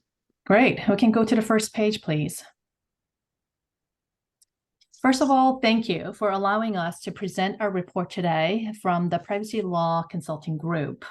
In September of 2021, I joined our California Lawyers Association leaders in addressing this group, CBLS, as we were submitting the application then for the board to consider the creation of the privacy law specialty. Just 2 years from then, I am really excited to be here with you today. Recognizing the growth of privacy law as a specialty and the need for privacy law expertise, this board appointed the Privacy Law Group in November of 2022, just last year. The Privacy Law Group that we are representing today now consists of 11 attorney members and 2 public members. I'm honored to serve as the chair, and today I'm joined by our vice chair, Ryan Nathaniel Davis, and Lindsay Krolik, to present the report and recommendations from the group. Next slide, please. And we were hearing with great interest as CBLS was discussing and how to analyze the demographics of the current licensees and how to do outreach to make sure that the attorneys know about the different specialization areas and how to make the specialty programs attractive and beneficial to the licensees. So our consulting group has held 3 public meetings to answer our first tasking, which is to determine whether a certification in privacy law is feasible and appropriate. The report and recommendations that we present today reflects the work from our group, and I thank the countless hours our group members have undertaken to research and present on these issues over the course of last year. If CBLS agrees and approves our recommendation, phase 2, starting next year, will be to draft the certification standards for review by CBLS and the State Bar Board of Trustees. Next slide, please. So to turn to our initial tasking, we were asked to answer 2 questions by the board. Is there sufficient need and interest to create a privacy law specialty? And is the area sufficiently defined to create a useful specialization? As I now turn to Ryan and Lindsay to provide our report, I wanted to remark how timely today's presentation is. As you'll hear in our presentation, the California voters approved the California Privacy Rights Act in November 2020, which established the new agency, the California Privacy Protection Agency, which is the US's first regulatory agency that is dedicated to privacy. The CPPA has engaged in active rulemaking and enforcement of privacy laws since being established, and the CPPA is meeting today, as we speak, to discuss additional rulemaking related to AI and cybersecurity requirements, among others. And I thought it was well-timed to have the CPPA continue to hold their rulemaking today while this board considers our recommendation for how the State Bar may act to respond to the need for privacy law experts in California. With that, I would like to have Ryan begin with the history of privacy law in California. Thank you for your time. All right, thank you, Juwan. So to help answer the second question of whether privacy is a sufficiently defined area of the law to justify the creation of a useful specialization, the PLG reviewed the history of privacy in California and its development over time. Some of the major themes that we see in the current privacy landscape are that privacy law does not have a single comprehensive federal or state statutory scheme, and states are permitted to pass their own privacy laws. This has led to a wide variety of privacy laws that are focused on specific sectors and information types. Domestically within the United States, there's a high number of these overlapping privacy standards and laws at the federal and state level. And that is particularly the case here in California, as California is really a leader in the privacy field. There's growing international privacy landscape that privacy practitioners have to be adept at responding to when clients and companies have an international presence or are sending their information overseas. And also privacy is rapidly evolving, with a number of states actively passing consumer privacy bills, similar to what we have here with the CCPA and CPRA, as Juwan mentioned. So I'm going to give a brief overview of privacy law's history in California to show its development over time into the defined area of law that we have today. This timeline focuses on some of the highlights in privacy laws in California, and it's not comprehensive. But to begin with, we have the Constitution in 1789, which does not specifically state that there's a right to privacy, but instead courts found that right in the 3rd, 4th, and 5th Amendments, which created the basis for privacy rights at the federal level. These privacy protections were initially focused on protecting citizens from intrusion by the government, but over time, you'll see that privacy has evolved to protect against intrusion by private companies as well. There isn't a lot of change early on, but we see the establishment of the Federal Trade Commission in the early 1900s and some early case law restricting government ability to read mail. In the 1960s, we started to see privacy importance growing in case law with Griswold v. Connecticut in 1965, where there was the recognition of the marital right to privacy. Then we have Katz v. US in 1967, where 4th Amendment protections to support anywhere a person has a reasonable expectation of privacy were recognized. In 1967, California passed the Lanterman-Petra-Short Act, protecting rights of people with developmental disabilities by mandating dignity, privacy, and human care. Then in 1972, California used its initiative process to add privacy to our state constitution as an explicit inalienable right. There was a lot of federal activity in the privacy landscape in the early 1970s with the Privacy Act of 1974, passage of FERPA protecting education records, and 42 CFR Part 2 protecting substance abuse treatment records. In 1977, California passed the Information Practices Act, which is a state version of the Federal Privacy Act of 1974, and provides standards and requirements for the way California government maintains and uses Californians' information. In 1981, California enacted the Confidentiality of Medical Information Act, and that created comprehensive state-level privacy protections for medical information. And in 1986, we have the Telephone Consumer Protection Act that was passed along with the creation of the Do Not Call Registry, with these laws protecting against solicitation calls and allowing consumers to opt out of telemarketing. This is really notable because here we start to see a turning point from the focus on protecting citizens against from government intrusion to a more of a focus on regulating the privacy impacts of private company actions. Moving into the 1990s and 2000s, we see a ramping up of privacy law developments, as you can see on this slide. In 1991, there were updates to the human subject research requirements in the Common Rule, so that protects research participants. In 1995, the EU Data Protection Directive was passed, and that was really a precursor to the GDPR that we see later in 2018. HIPAA was passed in 1996, and that created the Federal Health Information Privacy and Information Security Standards for covered entities. This is probably one of the best known privacy laws, and it's had a few updates since then that expanded its application to contractors of healthcare entities. In 1998, there's the Children's Online Privacy Protection Act, and then the government passed the federal government passed the Graham-Leach-Bliley Act in 1999, protecting financial information privacy. In 2003, we had a few privacy developments in California with the passage of requirements for businesses to provide breach notifications to affected individuals who have their information improperly disclosed. And the California Online Privacy Protection Act was the first state law requiring websites to have privacy policies. Then in 2008, the Red Flags Rule was passed, requiring financial institutions and creditors to develop written identity theft prevention programs. And 2018 was really a busy year for California because we saw the EU's GDPR was passed, and that expanded privacy rights for the European Union, affecting a lot of businesses in California, and also passage of the California Consumer Privacy Act that gave consumers more control over personal information that businesses in California collect about them, including rights to delete personal information, to know what personal information a business has collected about them, how it's shared, and the right to opt out of the sale and sharing of personal information. So now moving into our recent privacy history. Finally, on this slide, we see the changes in California over the last 3 years, beginning with the CCPA going into effect and the establishment of the California Privacy Protection Agency. In August of 2020, DOJ promulgated implementing regulations of the CCPA.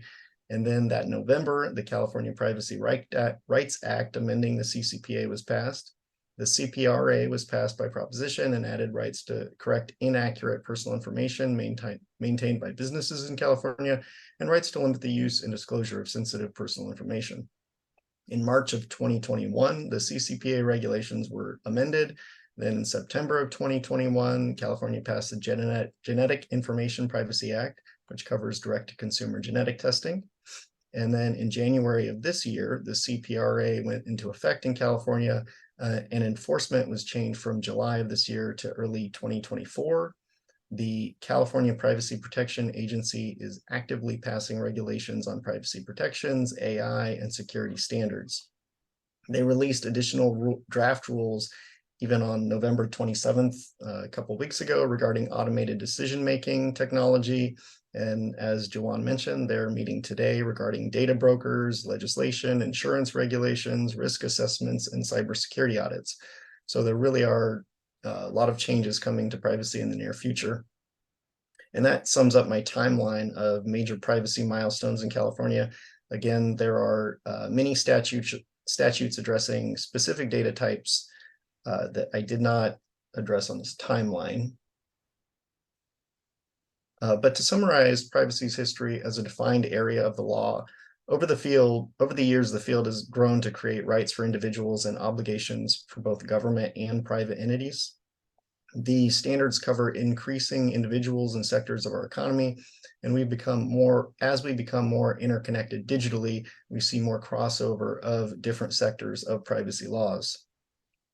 This results in a complex legal analysis, and privacy lawyers have to be continuous learners and stay up to date on a rapidly evolving area of the law. We have to be willing to learn new areas in real time as rules are implemented and released.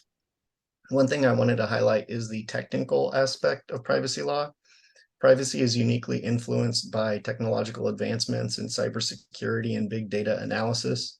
We're seeing rapid changes in artificial intelligence and computing power that change security postures and the way we store our private information.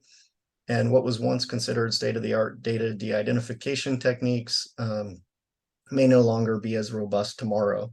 Encryption and data security are constantly evolving with increasing computing power, and effective privacy lawyers need to maintain a working knowledge of the technical issues to effectively recognize privacy issues.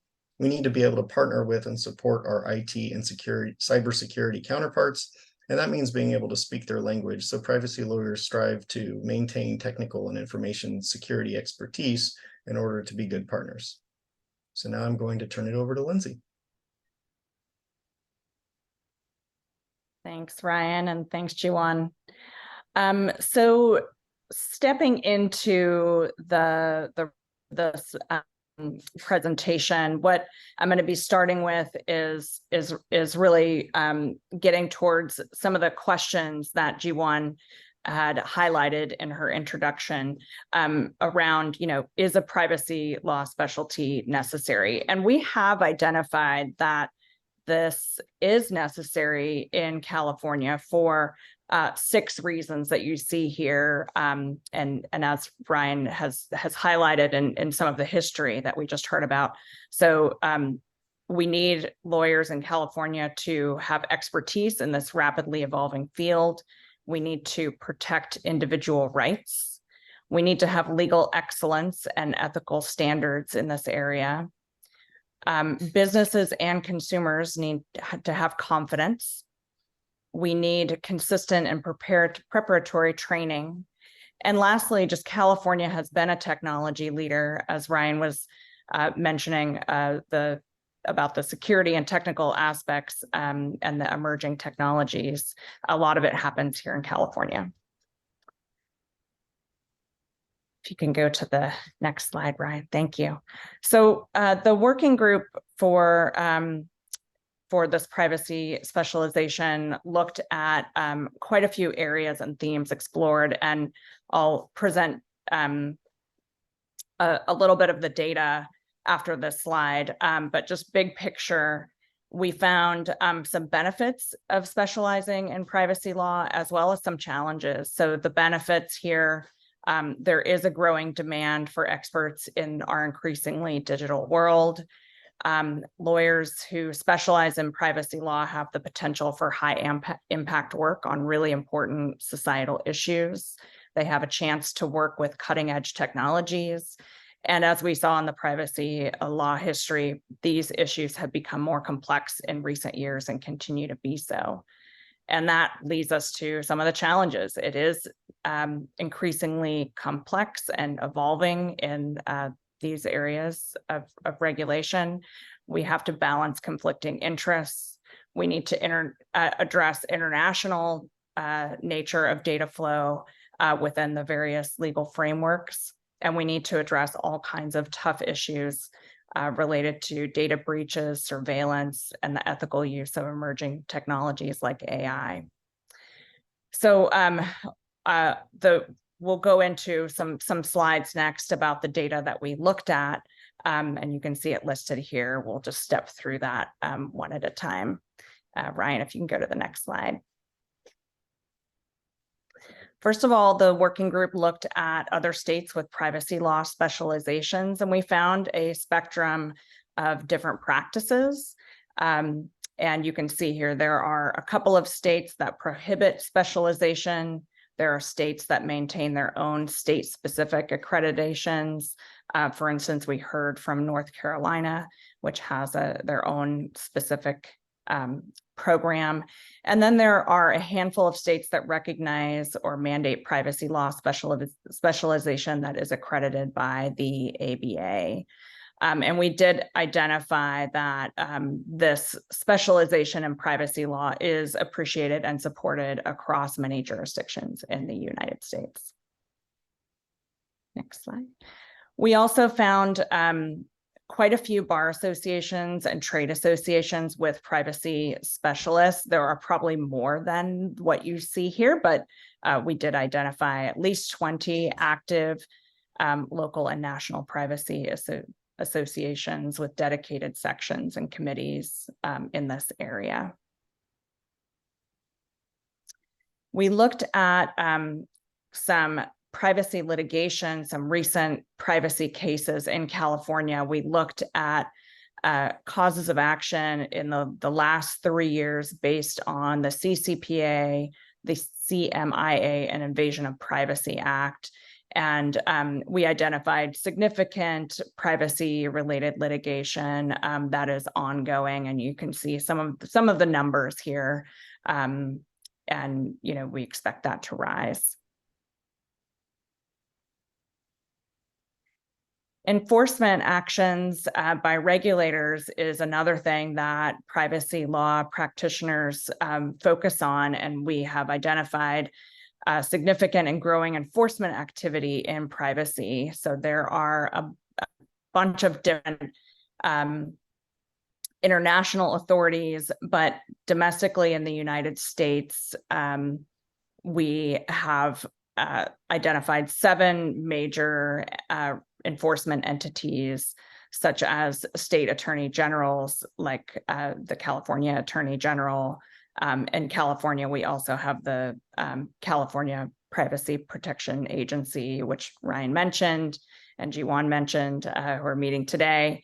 We have other state regulatory departments as well as that agency. Third, we have the Federal Trade Commission. We have also the Federal Communications Commission, the Financial Protection Bureau, or the Bureau, the SEC, and the Department of Health and Human Services, looking at HIPAA. There is some overlap in jurisdiction between all of these different enforcement authorities, which leads to even more complicated compliance requirements for businesses in this area.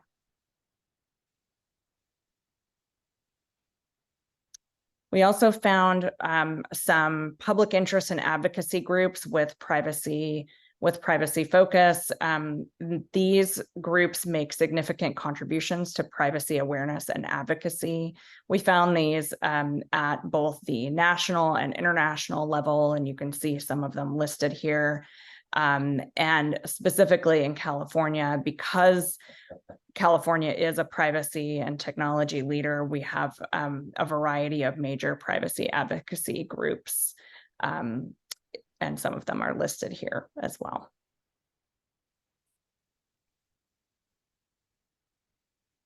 Looking at whether privacy is a discrete topic of law, we did identify quite a few major law schools and colleges that teach privacy as a discrete topic with its own curriculum, and there's a list here. And we also found legislative committees that contribute to federal privacy policy, as well as California privacy policy, and you can see that list here.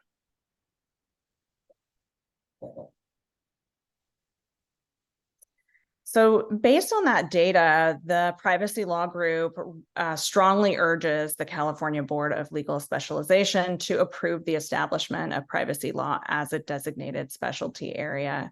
We did conclude that there is a large and growing need for privacy law specialization and representation in California. There is a dedicated community of attorneys interested and devoted to privacy law specialization. And this is an area of law being refined by state and national communities and interest groups. And lastly, we found that there is a need for the support for the growth of privacy law as a field for the long term within the legal community and the educational system.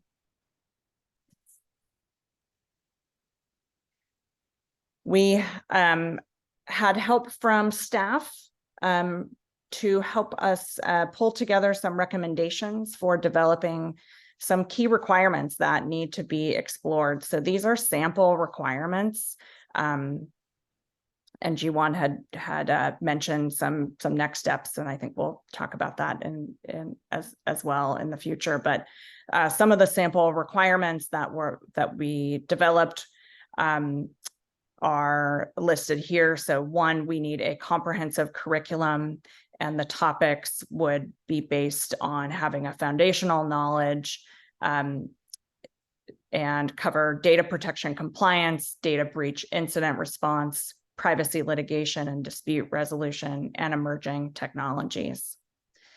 We would have an exam developed and an alternative to an exam.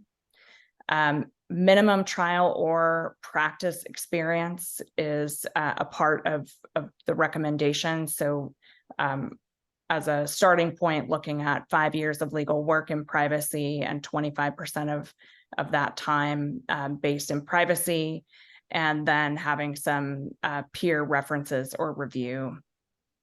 And there are some factors here to look at in terms of what we mean by privacy law experience. So again, that foundational legal experience is important, but specifically we want to have privacy law practitioners have a deep understanding of privacy law, have privacy related litigation or transactional experience that has some complexity to it, and that has a level of responsibility associated with it. Some experience with negotiation and settlement could be important, as well as industry expertise.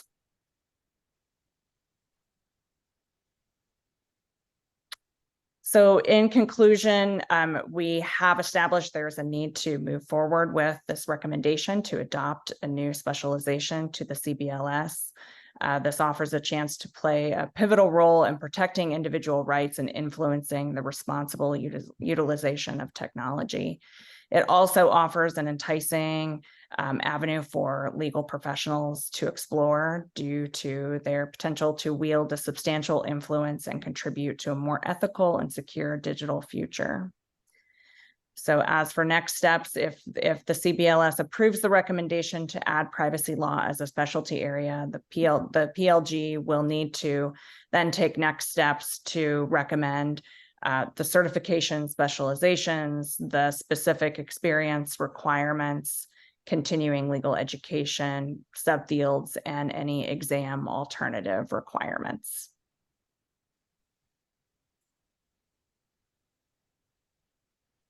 I'll turn it back to Jiwan. Yeah, thank you very much, Ryan and Lindsay. Just to close, I think we would be remiss to not recognize the support of the staff, specifically Janelle and Adrian, who have been instrumental in guiding us throughout the last year in guiding us with the questions from the CBLS to help prepare the research and to prepare today's report and recommendations. So thank you very much, Adrian and Janelle, and several other, I know, the State Bar staff members that were supportive in the PLG report. We can stay on for any questions or discussion. Yes, thank you for your excellent presentation. Do any of the board members have any questions? I had a quick question. I saw the slides that ABA and a few other states have a special, is it correct that they have a program of specialization for privacy in these other states? Do they have an exam-based system? I can take a crack at that. So the ABA has decided to work with IPP. So it's the International Association of Privacy Professionals. And the IPP has an existing program called the CIPP. And so they have used the IAPP to take that as part of their certification program. So to get the some of the states have decided to go with the ABA program, which adopts part of the CIPP program being offered by the IAPP. So it's essentially an IAPP. I think the official word is the IAPP is a certifying organization for the ABA.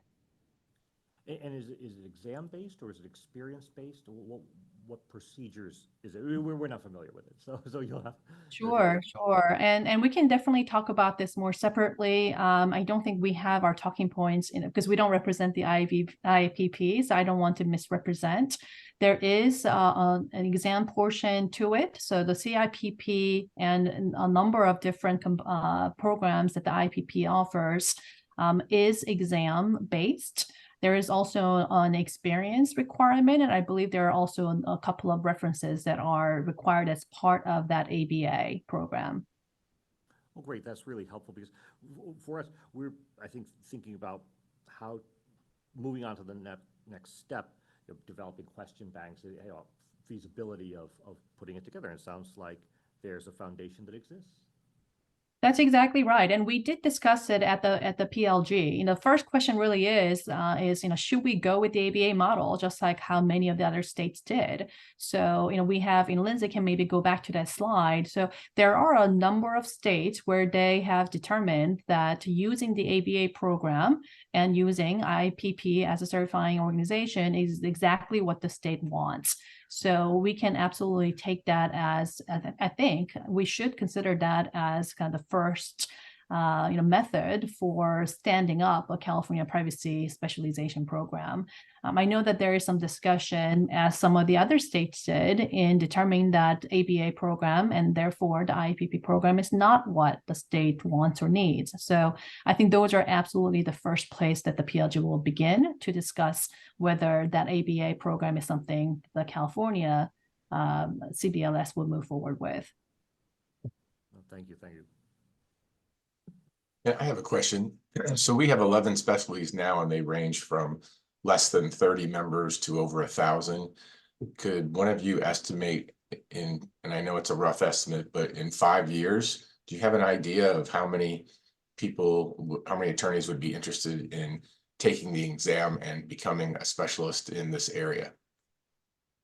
Yeah, and again, this would be an estimate, but I think one way to gauge is that we mentioned, I have served as inaugural chair for the privacy law section for CLA. CLA launched the privacy law section for the first time in 2020. Unlike, very similar to this, we had to convince the CLA the privacy law section should be its own specialty area, that it is not something that is adjacent to or is served by other sections.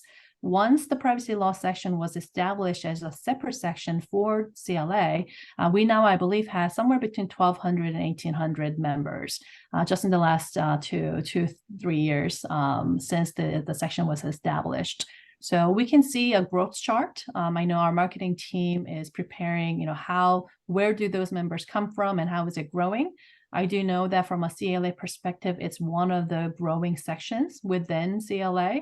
And so in 5 years, I would expect that CLA membership will grow. And I would anticipate that interest in this specialty would also grow and track the growth in the CLA section membership. That makes sense. We appreciate your presentation. It was very, very informative. Thank you. Thank you very much for having us.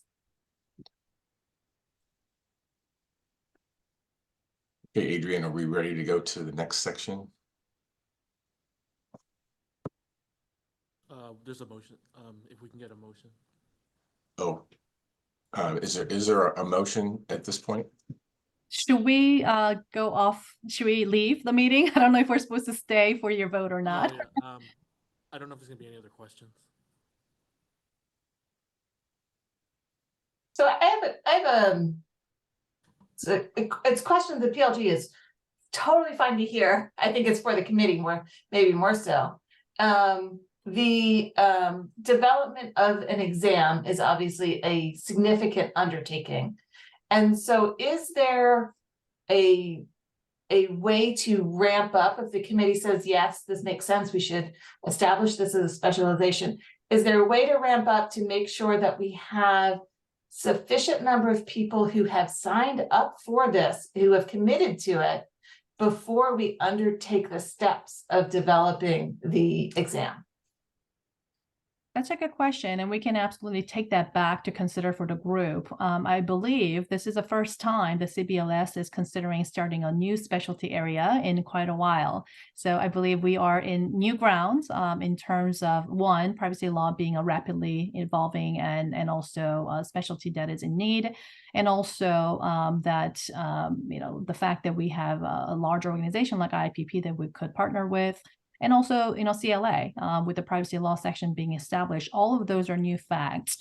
I don't believe in the past, and so Donna, this is a good question. I don't believe in the past we would have gotten, let's say, some kind of commitment from the licensee saying, I want to participate, and then we go and develop the exam. I believe it is usually we would develop the exam, we would launch the specialty, and then we would get commitments and applications to participate. So it's an interesting question if we can basically switch the order, right, and get the interest. I do know that just to get us to where we are today, there was an application, as I mentioned during my introduction. We had a number of signers saying this is a specialty we want. So I know that there is absolutely public interest. I know that because the privacy law section is very active, and I'm still serving as one of the executive committee members, that there will be interest. Now, as the CBLS is continuing to review our recommendation, do we want to do another public survey saying, which of the California licensed attorneys will actually commit to this? We could do that, but I believe that is not something that we have done before. If I may, I did want to just quickly point out State Bar Rule 3.116. C very quickly, and I think that may address a little bit of that. So upon approval of a new area of legal specialization by the Board of Trustees, the State Bar may approve for a period of time of no more than 2 years satisfactory completion of one or more alternative tasks in lieu of the exam. So if it was approved, there would be a couple years to also help develop that exam. The exam wouldn't necessarily have to come first before approval. Got it. That's very helpful. Thank you. And I don't believe, just to help us kind of clarify, as we are going to be taking this back to our group, I think our tasking next year is not necessary to write the exam. I believe our tasking is to show that what the necessary certification requirements will look like and who will develop the exam, and how are we going to do the certification, and how are we going to manage the certification process. I anticipate that we're going to be working very closely with you and also with the staff to take a look at how the other specialty areas have done that work, and to really explore, as we said, whether it makes sense to partner with IPP, for example. I think that is a major conversation that we should have first. So I think, that's exactly what we're asking today, is to allow us to do that work, to explore, now that we have hopefully demonstrated that there is a need and this is a sufficiently defined area, to allow us to do the work to define what certification would look like, who will write the exam, how will the certification program get established, and what do we think about how the attractiveness of this program will be for the first 5 years. Great. And with that, is there a motion that the California Board of Legal Specialization approve the report and recommendations of the consulting group on the establishment of a legal specialization in privacy law set forth in attachment A, and direct the privacy law group to develop the requirements needed for applicants to receive legal specialization certification in privacy law? 1, exam specifications, 2, standards for certification and recertification, and 3, legal specialist continuing legal education topics. Michael Lee here, also move. Thank you, Michael. Anyone second? I second. Grace Alano seconds. And Adrian, will you take roll call? Excuse me. Alano, Yes. Hammersmith, Yes. Lee, Yes. Richard is absent. Rukert? Sermitis? Yes. And Yoon. Yes. That is enough votes, and the motion passes. Motion passes unanimously. Thank you very much. All right, thank you. Bye. All right.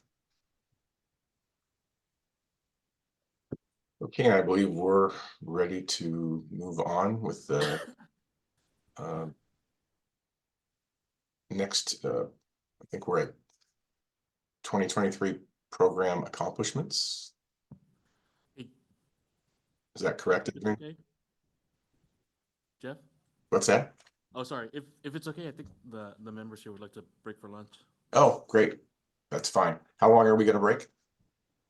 It's 12:13. How much time do you guys want to? Can we come back at 12:45?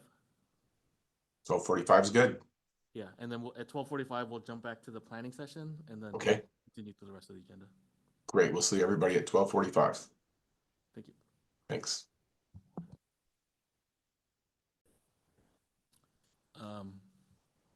Go ahead, Jeff. Okay, and Adrian, are we at program accomplishments? Okay. Yeah, let me jump over there. Okay. And that's me, correct? I'll do those. Okay.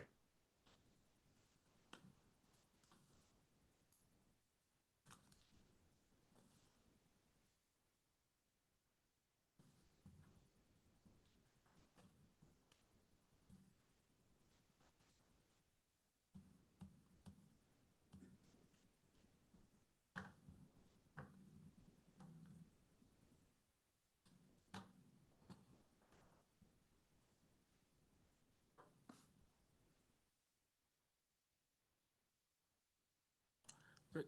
So I'm gonna continue with the CBLS work plan initiatives.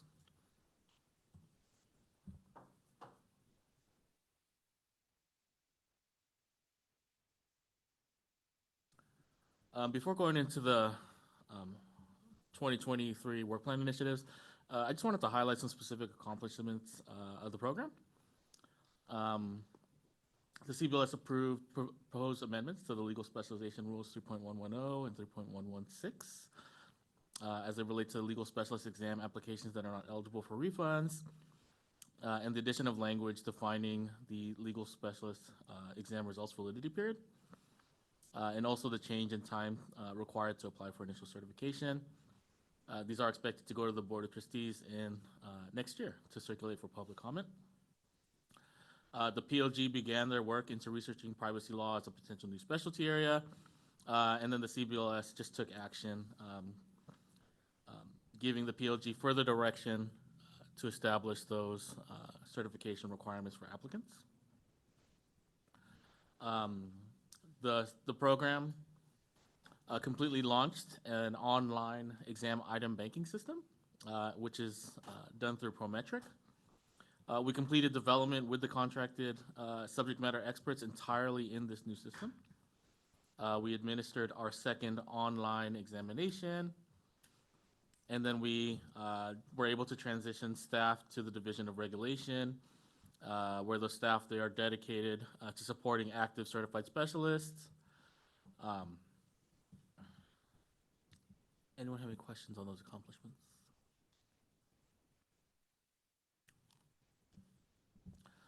So for the first work plan initiative, so this plan was continued since it was originally created in 2020. The last update was in March 2020 when the CBS approved an amendment to the standards determining the creation of a new specialty. While this plan was noted as an ongoing duty and responsibility of the CBLS, I wanted to get some thoughts on maybe should it be removed to provide a true picture of the CBLS's work and clear expectations for the new year, where we can kind of park this and then put it back on the work plan when we know that we'll be addressing it. Or if it's going to be continued, should we maybe update the wording at all?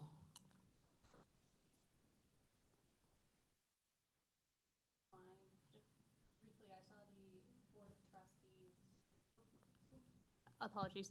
I saw the Board of Trustees language related to the sunsetting of a number of the different state bar committees and whether or not there was some level of obsolescence associated with the Board of Legal Specialization and legal specialization in general. It may be prudent to look at that language and see how it harmonizes with this particular goal, especially since there is a technical sunset date, I believe.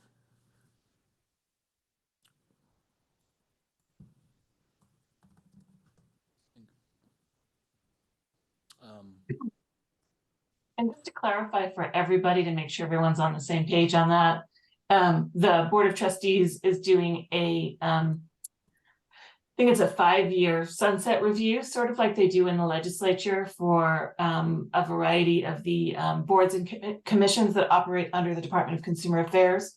The Board of Trustees is doing a sunset review of the state bar's sub-entities to make sure that they are sort of continually looking at sub-entities, making sure they're serving an important purpose, honing their charter or charge as appropriate to the times, consistent with the strategic plan, et cetera. So that is, that's the action that was referenced. There was nothing that was sort of specific about CBLS.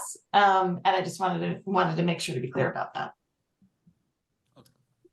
I may be misremembering. I thought there was something relatively specific. I'll try and find it for my own edification.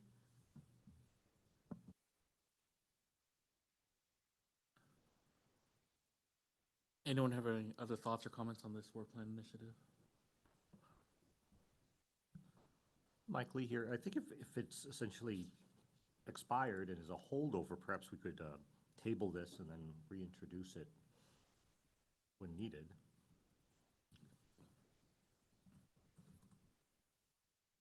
Thank you. All right, I'm going to go ahead and go to the next one. Regarding the consulting group on the establishment of a legal specialization in privacy law, review research and recommendation of the privacy law group, present findings to the Board of Trustees. So the PLG, they did begin meeting earlier this year. They prepared a report which was just approved by the CBLS. Completion of the Overall plan is pending the additional work of the PLG. Does anyone have any questions regarding this plan?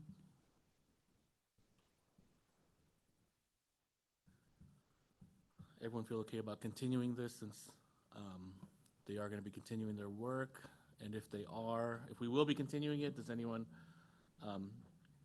think that this initiative could be more targeted, reworded, or does everyone feel comfortable with the way it is still?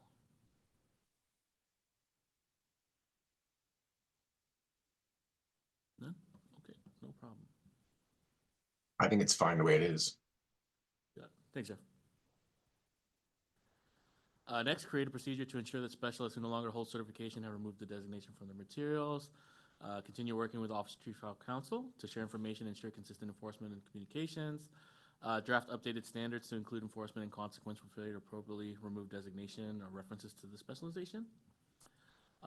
Regarding the first 2 points, so staff have worked with the Office of Chief Trial Counsel to draft a letter that we can send to licensees found to use the designation when they're not actively certified.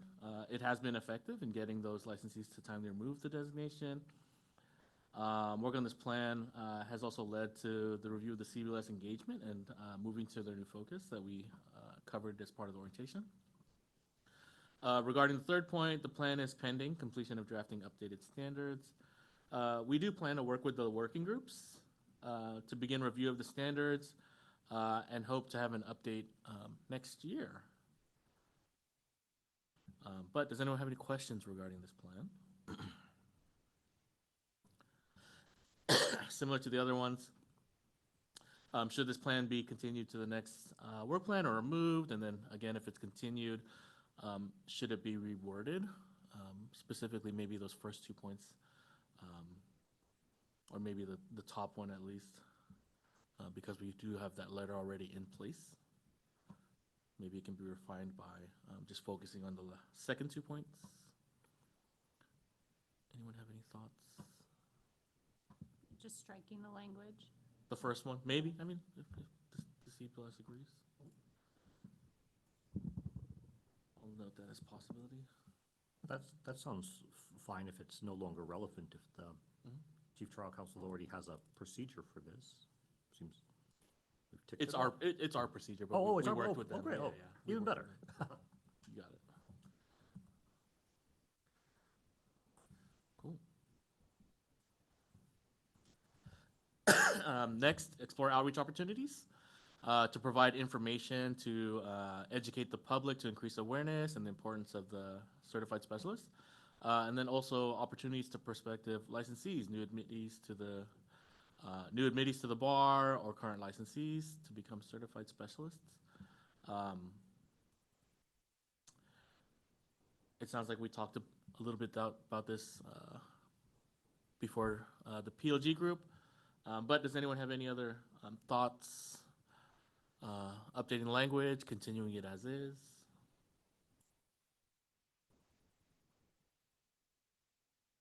I think it may be beneficial for us to add language regarding communication between specialists themselves. I think that's probably an untapped resource of outreach. Because to my knowledge, you would have to go through the entire certified specialist list to find other specialists in your area. And if we gave them active engagement with one another, they may be more inclined to want to actively engage people in their field.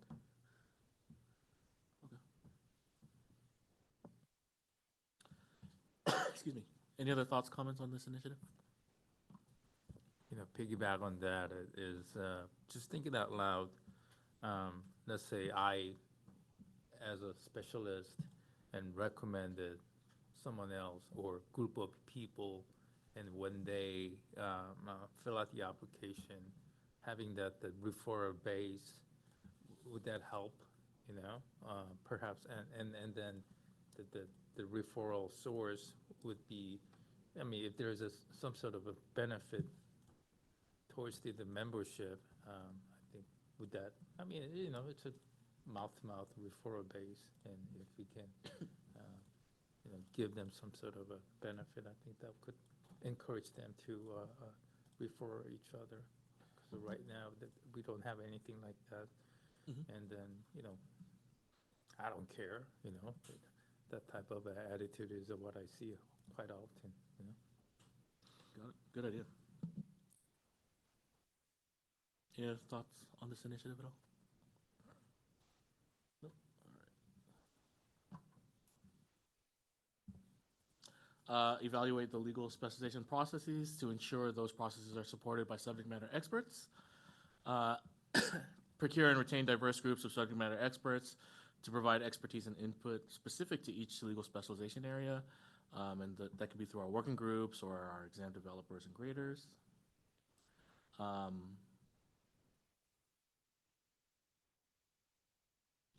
Anyone have any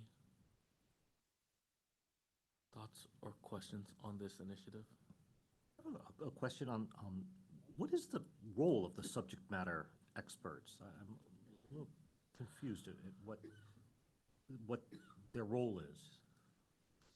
It's to provide that maybe that institutional knowledge that we wouldn't specifically know as administrative staff, especially as it relates to developing the exam Okay. for like our graders or our developers. Sure. Because then they would have that specific knowledge of the current law or other ins and outs that we wouldn't know off the top. So I just wanted to also add that years ago, there used to be an advisory group for each of the areas that there were about 9 members in each of the advisory groups. It just became very large. Sure. Because it was a total of about 99 members that staff had to oversee. So when those groups disband and we sunset that kind of working group, we lost some of that subject matter expertise. So the idea was to resurrect that by creating these working group members. If in the event that we needed consultation on whether it's the exam development component or questions even about sometimes the references, the reference check component, we would have accessibility to these subject matter experts the same way when we had access to these advisory groups. Great. Thank you. Mhm.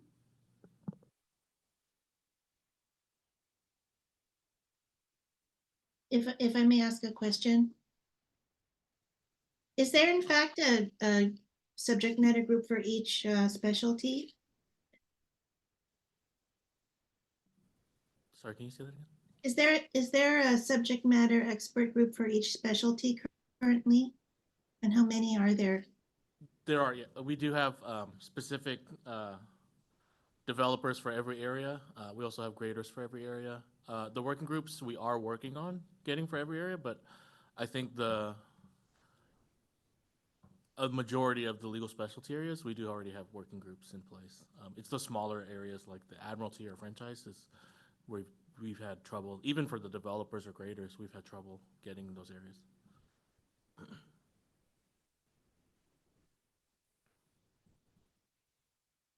Does anyone have any thoughts maybe on how we can get or retain maybe something to think about? It may be something, for an ad hoc group to approach things like the law schools or law professors. Seem like they love to be attached to something like this. Say, I advise the bar, as to my area of law. It seems like it might be up their alley, and they probably have some good reliability there. So.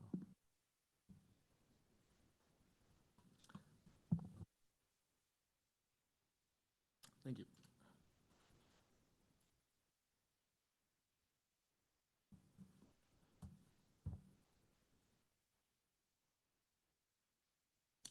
Next, conduct a review of the legal specialist exam rules and policies and update as needed for the 2023 administration of the exam. So as previously mentioned, the CBLS did approve amendments to the rules 3.110 and 3.116. The other legal specialist exam rules regarding testing accommodations and exam violations, they were tabled until similar rules regarding the admissions TA and exam violations rules were updated.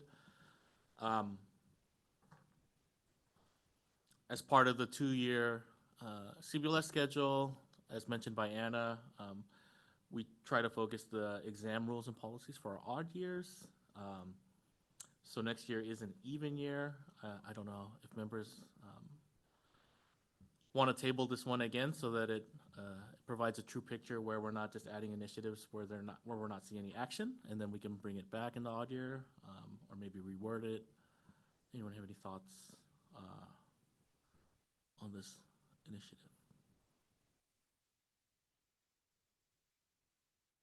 I think it makes sense, as you mentioned, is to table this one, and if it's not as relevant in this year, we'll put it to the back of the queue, and then in an odd year, we'll bring it back to the front. Thank you.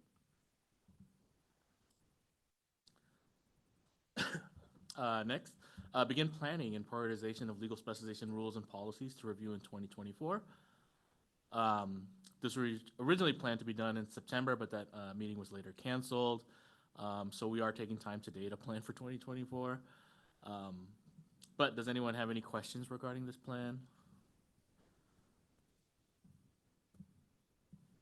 Maybe because it would be for our initiative, maybe we say that we'll begin planning for the 2025 year on the 2024 year plan. Does that make sense? Okay. Any other thoughts, comments on this work plan initiative? So Adrian, just to clarify, so how does this connect with the previous one? Is it just an ongoing rules review? Correct. Oh, you're right. I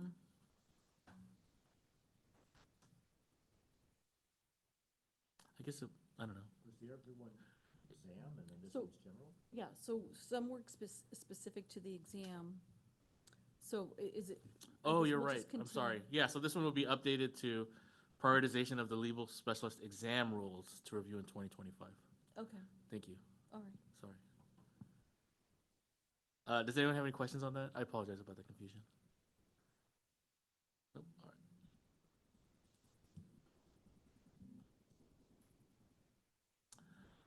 All right. And then 2024 goals and initiatives. So considering the CBLS engagement and focus, what else should we consider as new goals and work plan initiatives for 2024? So there are those ones where we noted that we can update, but just generally where possible, individual plans should be tied to the strategic plan. After today's meeting, staff will review the notes to prepare a draft of the work plan for 2024 and meet with the officers to review and get their approval or edit as necessary to move forward. But does anyone have any other thoughts, suggestions on other initiatives? If anyone does, maybe outside of the meeting, please feel free to reach out to staff separately where we can review and possibly add those. Next, for appointments for 2024. We do have two members terming off, Jeff Hammerschmidt and Jake Yoon. So we will have a loss of a criminal law representation and one public member. As a reminder, CBLS has generally prioritized the following criteria when considering appointments. Prior volunteer experience, particularly experience drafting and grading specialist examinations. Having a range of specialties represented, including representation for each of the three largest specialty areas. That's a state, family, and workers' comp. And then allowing for a diverse representation to the extent possible, which includes racial, ethnic, gender, sexual orientation, and geographical representation. I think with the state bar's focus on public engagement, staff, we will prioritize a second public member appointment to fill Jake's. But for the other vacancy, is the criteria that we're using still accurate? Maybe if anyone has any suggestions on how or where we could recruit, or if any members have any personal thoughts or recommendations, we can give you like a referral letter, informational letter that you can provide them to encourage them to apply. But how are people feeling about the criteria? I'm wondering why it matters that the three largest areas are represented. Because we already know that there are large areas and you would think that they're kind of self-sustaining and they don't necessarily need the representation on the board. You can look at the. I think it's related to the fact that if there are policy issues that come up or some, again, subject matter expertise issues get raised, that we have a member that can address that. Understood. And so I think that's the context or the thought behind having representation of those areas here. Understood. I think we encountered that once before with workers' compensation, that has a particular, actually George probably knows the most about this. It has kind of a unique way to recertify and everything. So it was helpful when they were here because we have a lot of members in those three. And I think if it's the taxation and federal criminal and us, we're kind of in our own little enclave. And it doesn't necessarily mean all three will be represented on every year's board, right? Say that again, Jeff? It doesn't, just because it's a priority, doesn't mean every single year there will be all Oh, no. three. No, The other thing is one of the things that's looked at, certainly prior service is great, but I can understand why prior history writing and grading exams used to be on there because, you know, for example, when I was on the Criminal Advisory Commission, we did that. But now that we don't have the commissions to do that, and we're not actively writing or grading exams, that doesn't seem like it should be a criteria anymore. True.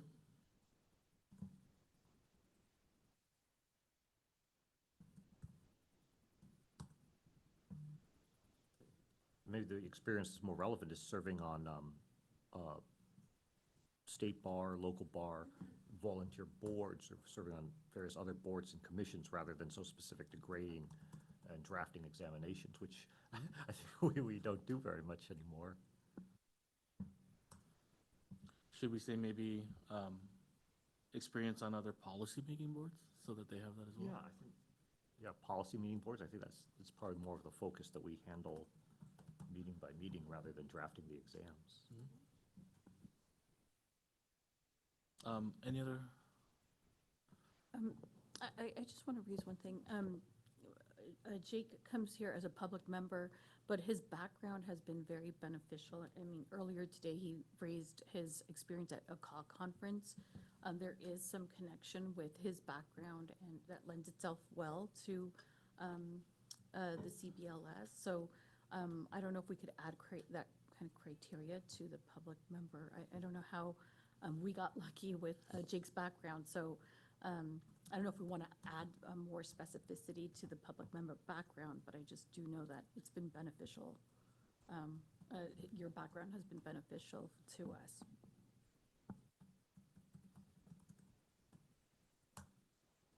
Great. Any other thoughts? Perfect. I'm assuming, you know, all the public members that the specialization boards are somehow, some way, they have a interaction with the attorneys and, you know, I wouldn't say similar background, but similar nature in the, you know, the law professionals, with the law professionals. So I think that's not something I would worry about. I mean, I'm just assuming. But, you know, Adrian and, you know, Amy and Janelle, you've dealt with the many different, you know, the public members, and I'm sure you could, you know, you have a better idea of the public members. Yeah.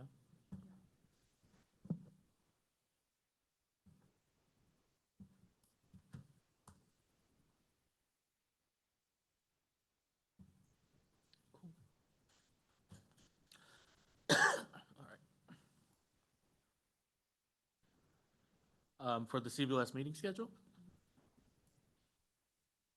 So I did come up with meeting dates for 2024 and 2025. The schedule closely follows the CBLS meetings from this year and years past. I'll go ahead and send calendar invites for all of these dates just so that you have it on your calendar already. And then part of the annual questionnaire for all members, just letting me know if you have any specific conflicts with those existing dates. And then if you can propose maybe other dates around those, and then we can see if we can adjust as necessary and share those dates with the other members. And then I'll leave this here for a moment in case anyone wants to write them down at all. But I will send calendar invites for all of these dates after today's meeting.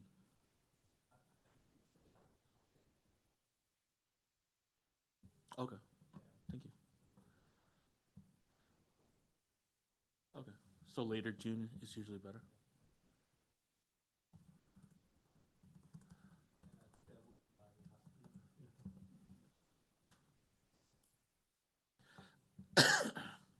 I'll share alternative dates for that June specifically in the questionnaire.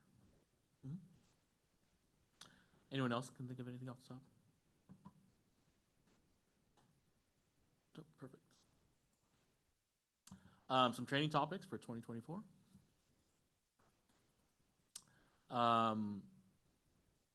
Looking back to the items we hope to cover in the next 2-year schedule, are there any topics that you might like to have training on or presentations on? Maybe an example for rules and policies. Maybe we can seek speakers from other states or jurisdictions, see how they're managing their requirements, or maybe even states with higher percentages of certified specialists. See how they're recruiting or how they're retaining their specialists. And then for the exam grading, because we are going to be going into grading shortly, I can see, if interested, maybe we can get our psychometrician to present his report on the 2023 exam once it's complete. Anyone have any other thoughts? I think that'd be interesting to hear from the psychometrician. You like that idea? Okay. I never even heard of that word before until Yeah. got involved in this process. You got it. It's like they're a unicorn or something. I've never seen one.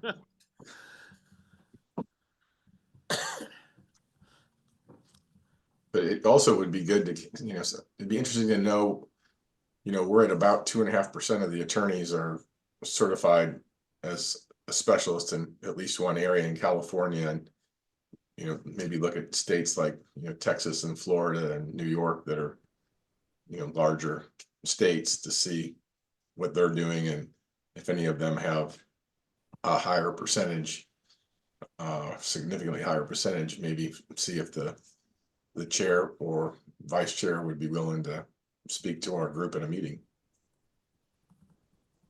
Mm-hmm. I'll look at those. Any other thoughts? Nope, that's actually the last slide, but anyone have any questions?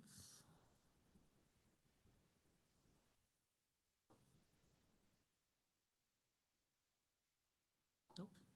Back to you, Jeff.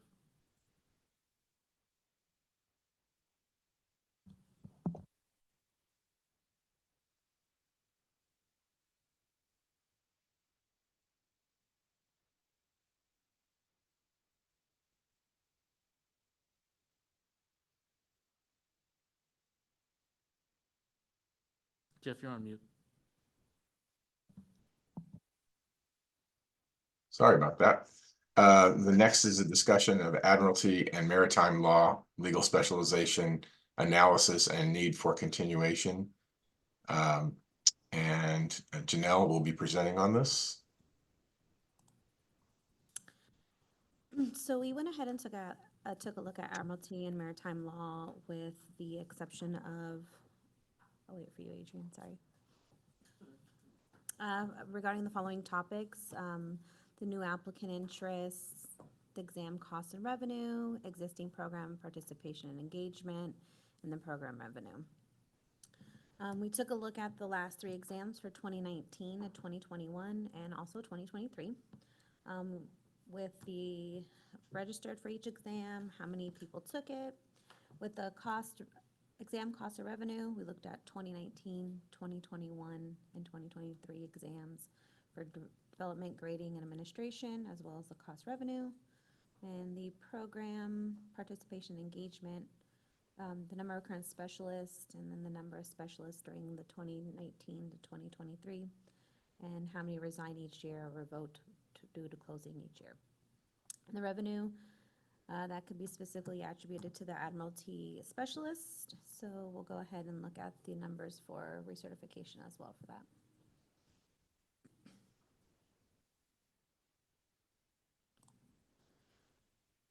So with our exam costs and revenue, we looked at the costs. We only looked at the costs that were specifically related to the Admiralty exam.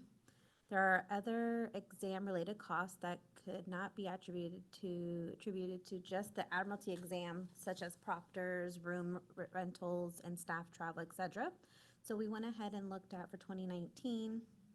Here's a breakdown. The question drafting. The program contracted drafters to help build the exam banks for all specialty areas. There was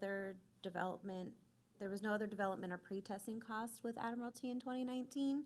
And then also, since there's no takers in 2017, we were able to reuse the exam that was developed at that time. In 2021, we were unable to recruit or otherwise contract subject matter experts in this area. And so there was no development or pre-testing costs. And there were no takers in 2021 as well, so we were able to reuse the 2017 for 2023. So in 2023, the item bank import, there was a total cost to import each exam question to the new item banking. So as you can see, the cost of that over the years we're spending. So for our revenue for 2021, we had reduced registration fees. And then we also had no applicants in 2023.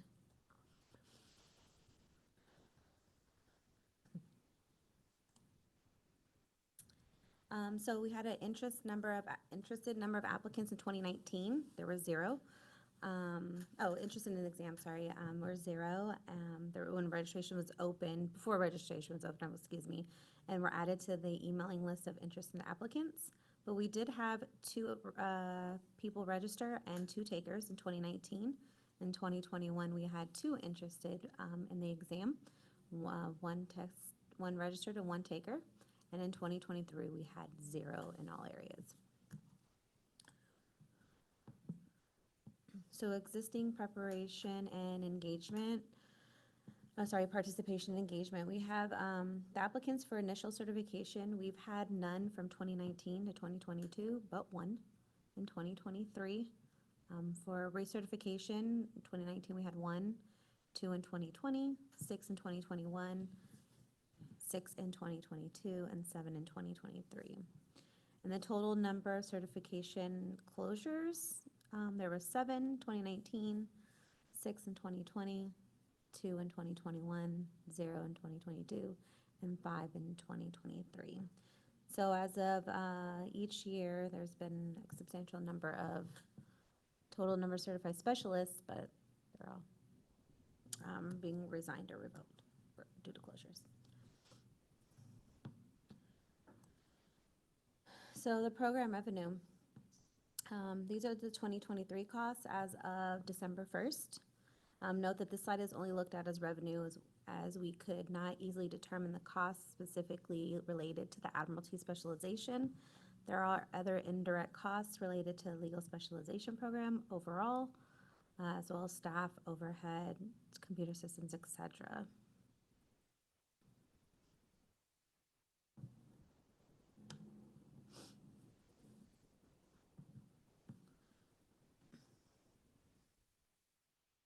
Back to you, Chair.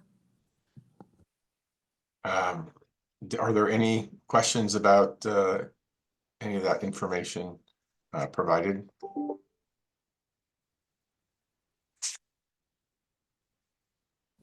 So thoughts on kind of where we go with this? It sure seems like there's never been a lot of interest in it, and it seems like it's going down, and the costs are greater than the revenue. So is this something we should consider eliminating in some way or another. This is a question maybe other people know about, but are there other organizations outside of California that certify in this particular discipline? It's funny, I took a look at this a few days ago. There is a Admiralty Association that Admiralty attorneys join, but it's not exam-based. Okay. So it's not quite the same thing as the way that we've had it, where it was fairly rigid and regulated how someone was specialized. That one was much more of a length of time. It really was length of time in practice. And if you stayed in there and got the recommendations, they'd give you the certification. So it seemed different. So some questions. Should we continue to accept new specialists in this area? Which means staff would have to continue to develop the exam for every administration. Another option would be to no longer developing the exam and no longer taking new specialists, but continuing to allow existing specialists to remain. And if so, for how long? And maybe another option is to do a permanent or temporary hold until enough interest is generated. It seems developing a test for one person that's taking it, or maybe none, or maybe somebody signs up and doesn't show up, seems like a poor use of time and resources. So anybody think favor more toward one of those than others? Mike Lee speaking, I think discontinuing the exam and the specialization is likely necessary. Our charter and charges to protect the public. The lack of member interest in this area of law may be indicative that the public is not highly in need of this kind of lawyer. So having an elaborate program to regulate specialists in an area that the public is not needing is not a good use of resources. And I don't know much about this area of law, but it also seems like the types of clients who would hire a specialist in this area are a much more sophisticated type of client who's able to ferret out who knows this area and who doesn't. Ironically, when I first started practicing, I practiced in this area, and it is true. There's maybe 5 or 6 major shippers, 5 or 6 major insurers, maybe 1,000 charter parties, pretty narrow, sophisticated clients, don't really have a lot of general public access.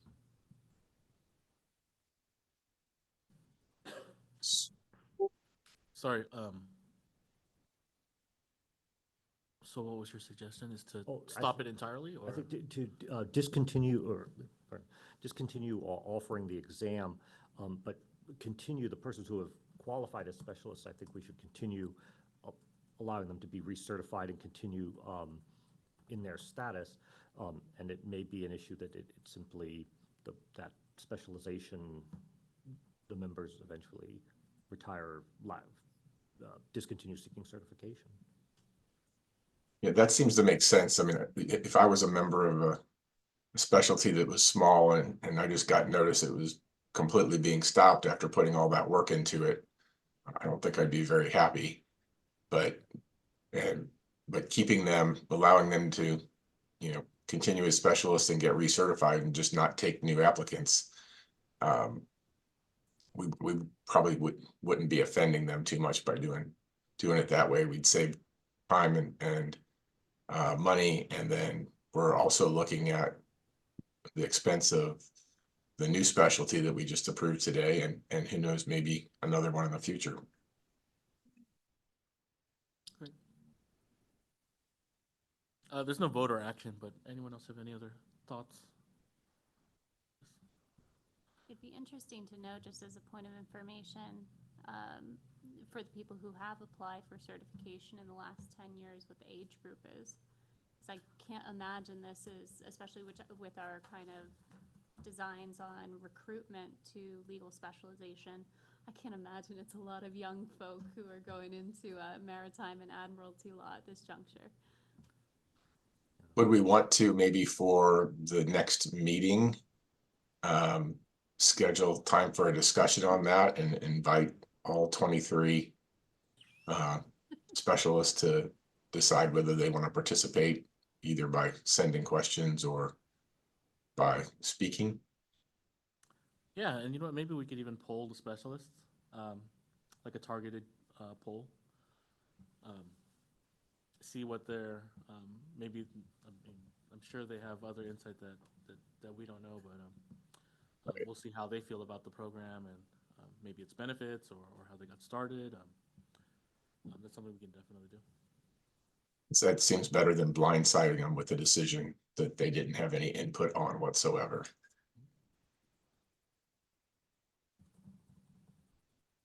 Okay, so we'll put this on the agenda for the next meeting. Yeah, and in the meantime, we'll look at the existing rules and standards to see if there's something that we could draft up that may reflect no longer taking new specialists, but allowing current specialists to retain until they're termed out or phased out. And that creates a positive revenue. It And would continue to, yeah, potentially. right, without the time and expense, or at least not as much of it. Cool. Thank you, everyone. Okay, then I think we're ready to move on to the next area, which is discussion of the effects of State Bar Rule 3.117, legal specialization reference requirement. And Adrian will take this on regarding the reference requirement. Sure, of course. Excuse me. So staff, we have done some research into the reference requirement, specifically looking at its effects on the processing of applications for initial certification and recertification, looking at the time it takes to process, and then also on certain applicant types, looking at things like race, gender, age, new attorneys, new specialists, the individual specialty areas, and their geographic location as well. And then we also looked at other certifying jurisdictions and organizations to see what their reference requirements are. So just for reference, Rule 3.117 provides that an applicant must provide references from attorneys or judges whom the applicant has identified as familiar with the applicant's proficiency in performing the tasks required for certification. At least 3 positive references must be provided unless the relevant standards require more. And then the State Bar may seek additional references. And then just to point this out, there are currently no standards that specifically state or provide that more than 3 are required. To kind of set a baseline, this table, we're looking at the application processing time for applications submitted between 2020 and 2023. We wanted to start by showing the range of time it may take to process any given application. Typically, applications take between 120 and 180 days to process. Timing, it is dependent on how fast primary or secondary references are returned to us. And the primary reference, that means that it's a reference provided to us directly from the applicant. Secondary references are those provided to us from the one of the applicant's primary references. Other delays can also be related to requests for additional information. Maybe they need to take additional LSCLE or complete other tasks and experience. So for the minimum time, that's the shortest amount of time it took to process an application and approve. Maximum time, that was the longest amount of time it took to process and approve an application. And then the average time, that's the average amount of time it took to process and approve applications. While there is a wide range of time taken to process, the overall average time for all applications, it is below the general processing time of 180 days. And then maybe just a quick note regarding the references. When an application is entered into our system, the system automatically sends out an electronic questionnaire. The system will send out a reminder if a response is not received after 3 weeks. And then the system will disable the questionnaire link if no response is received after 3 weeks after the third reminder. And then at that time, staff will try to resend questionnaires and also request additional references from the applicant. So that in terms of the delay regarding references, that could be the cause. Next slide. So we're looking at all applications, initial certification and recertification, again, received from 2020 to 2023, and how long they took to process, whether it was 179 days or less, or 180 days or more. And then we're looking at applications that had issues with references. And then we are noting reference issues as applicant not having or knowing enough references, the provided references are not responding, or references are responding unfavorably. They could be saying they do not know, they do not wish to comment, or they do not recommend. For the certification applications, applications that took 179 days or less, about 14.9% of those applications had issues with references. Applications that took 180 days or more, we see a much higher percentage. 35.8% of those applications had issues with references. For the recertification applications, for the applications that took 179 days or less, 25.7% of those had issues. And then for the applications that took 180 days or more, significantly higher, 52.4%. So while the average processing time stays within or close to the general 180-day processing time, we do see significantly higher percentage of applications with issues related to references for those applications that take more than 180 days to process. Here we looked at the applicant age at the time that they submitted their application.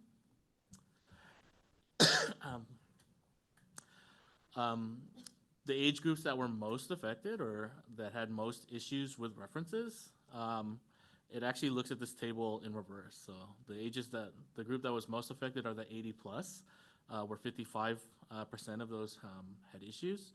And then 70 to 79, whereas 39.6%, and then 60 to 69, 34.7. And then it goes in that reverse order.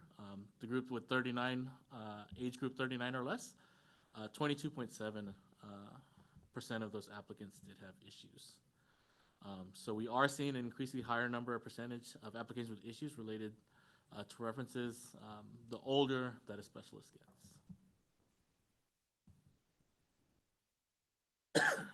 By applicant race and ethnicity, still looking at all applications. And then this is from the race and ethnicity provided during the State Bar's 2023 annual attorney census. Looking at the most affected areas are the American Indian and Alaska Natives, that was 60%. And then it's Native Hawaiian or other Pacific Islander with 44.4% with issues. And then Hispanic Latino with 35.3%.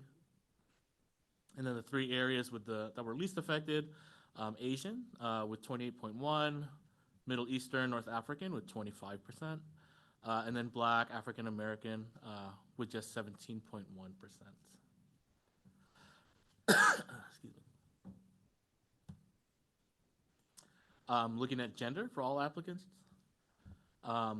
the group that was most affected were the male applicants, 34.4%, and then it goes to female with 29%, and then non-binary 28.9%, and then unknown at 27.1%.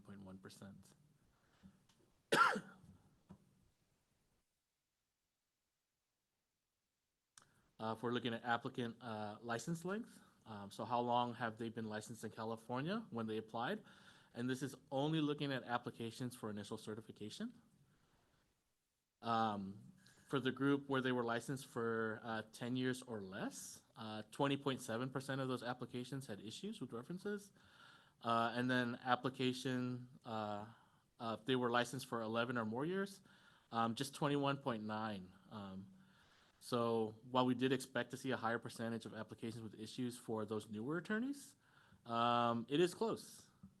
But while it is close, I don't know what the CBLS considers maybe a high threshold, but in total, it was 21% for both of those, regardless of the year's license, of applications with issues. By applicant certification lengths. So we're only going to be looking at applicants for recertification and how long they've been certified when they submitted their recertification application.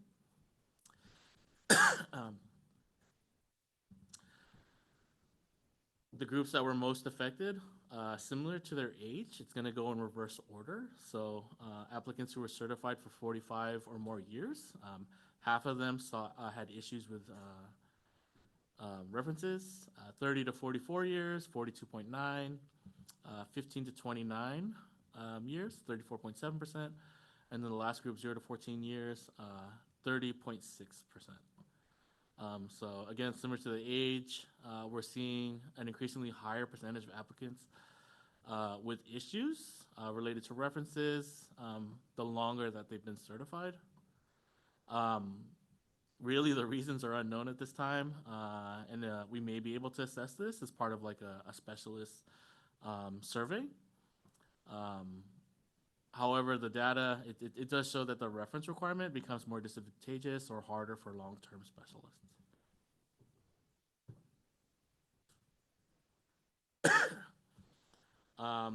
By specialty area, again, we're going to be looking at all applications, initial certification, and recertification. The areas that were most affected, criminal law, 62% of those applicants had issues.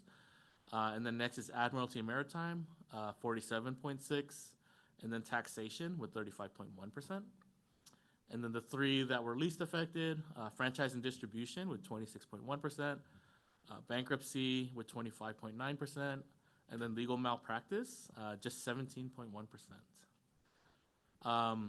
We did expect to see a higher percentage of applications with reference issues in those areas where the specialists where their work can be highly transactional. Personally, I did think it was surprising to see criminal law with the highest amount of issues.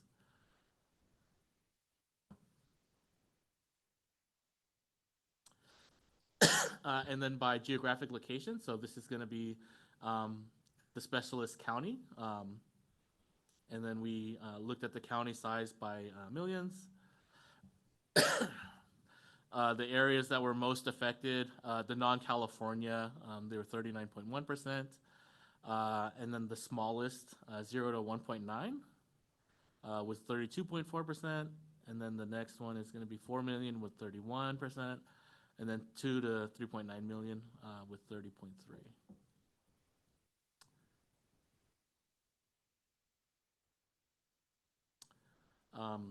So in looking at rule comparisons, we did look at a couple other state certifying jurisdictions, as well as other national certifying organizations.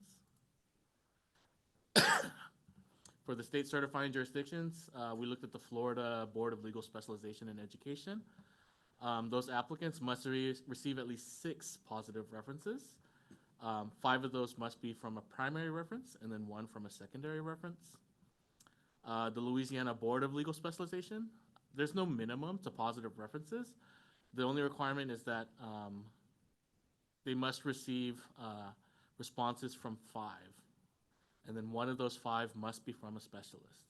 And then it's reviewed case by case. So it doesn't matter if all 5 come back negative or there's 2 negative and 3 positive. The only requirement is that they do have 5, and then the application is reviewed that way. And then for national certifying organizations, we looked at the American Board of Certification.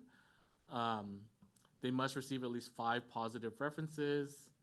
And then also as part of that, they must also submit 9 references. Those submitted references, 4 must be from bankruptcy attorneys, at least 2 of the 4 must be positive, and then the other 5 must be from opposing counsel, where 3 of those 5 must be positive. And then for the NBTA, applicants for initial certification, they must receive at least 6 positive references.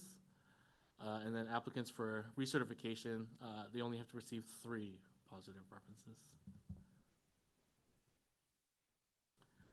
And then if we're looking at our rules,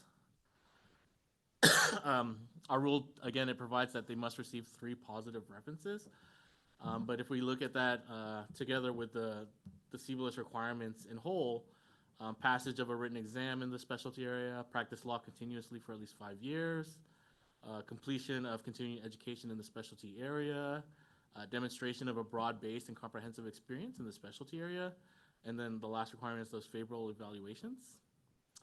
So not to say that we would, but if we lessened or maybe even removed the reference requirement, we do still have those other 4 requirements in place to verify and ensure an applicant's substantial knowledge and involvement in the specialty area. The thought is to foster a program that is fair and objective to all applicants. Looking at the 2022-2027 State Bar Strategic Plan, it specifically states that as a foundational principle, the State Bar is committed to advancing diversity, equity, and inclusion with respect to both its own operations and the legal profession in itself. So through this, we do hope to create an equal opportunity for all California attorneys to receive State Bar certification, regardless of their background, and also one that's objective. Although I don't think that we necessarily portray this, but we don't want it to be like a buddy system where it could be roadblocked that way. But does anyone have any questions on any of that? Any thoughts?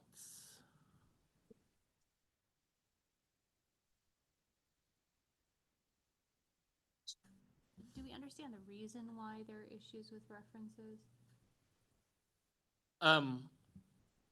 None outside of the ones where they don't know enough other attorneys, or they're not seeing enough other or working with other attorneys. Right, so we don't know about the functional issues that may be, oh, somebody's not checking their email, or It could be. I mean, if we tried to dig deeper into it, yeah, we wouldn't. Yeah, we don't know further than that. I just think it would be very hard to prove your ability if you can't get those what I would say are limited amount of references. Yeah, I think the reference system that we have for the program is pretty good. I encountered this before in a different way, that attorneys tried to apply to the U.S. Court of Claims. Has a very cliquish system where you have to be recommended by 2 members of that court who personally know you. So it can't even be they're familiar with your work or you worked with them. They have to be members of the court, and they personally know you for significant amounts of time, but are not related to you. So it's basically you have to have pals on the court. And that one, I think we don't want that, but I don't think that's what we're doing. It seems like we have a very broad definition that we're saying they're familiar with your work, and even focusing on opposing counsel, even maybe on opposite sides of the table with you. It seems relatively balanced. I'm not particularly surprised that the criminal has more problems with the references. I started out in civil and saw how detailed things were, and I've watched, unfortunately, some pretty poor level of practice in criminal law with incredible levels of sloppiness, and judges that have compared some of the civil litigators to some of the criminal law attorneys that are applying to be specialists may have a very good reason to be critical of some of those people. I'm aware of a couple of attorneys in Fresno who are certified specialists in criminal law that it's a bit embarrassing that they were able to get certified.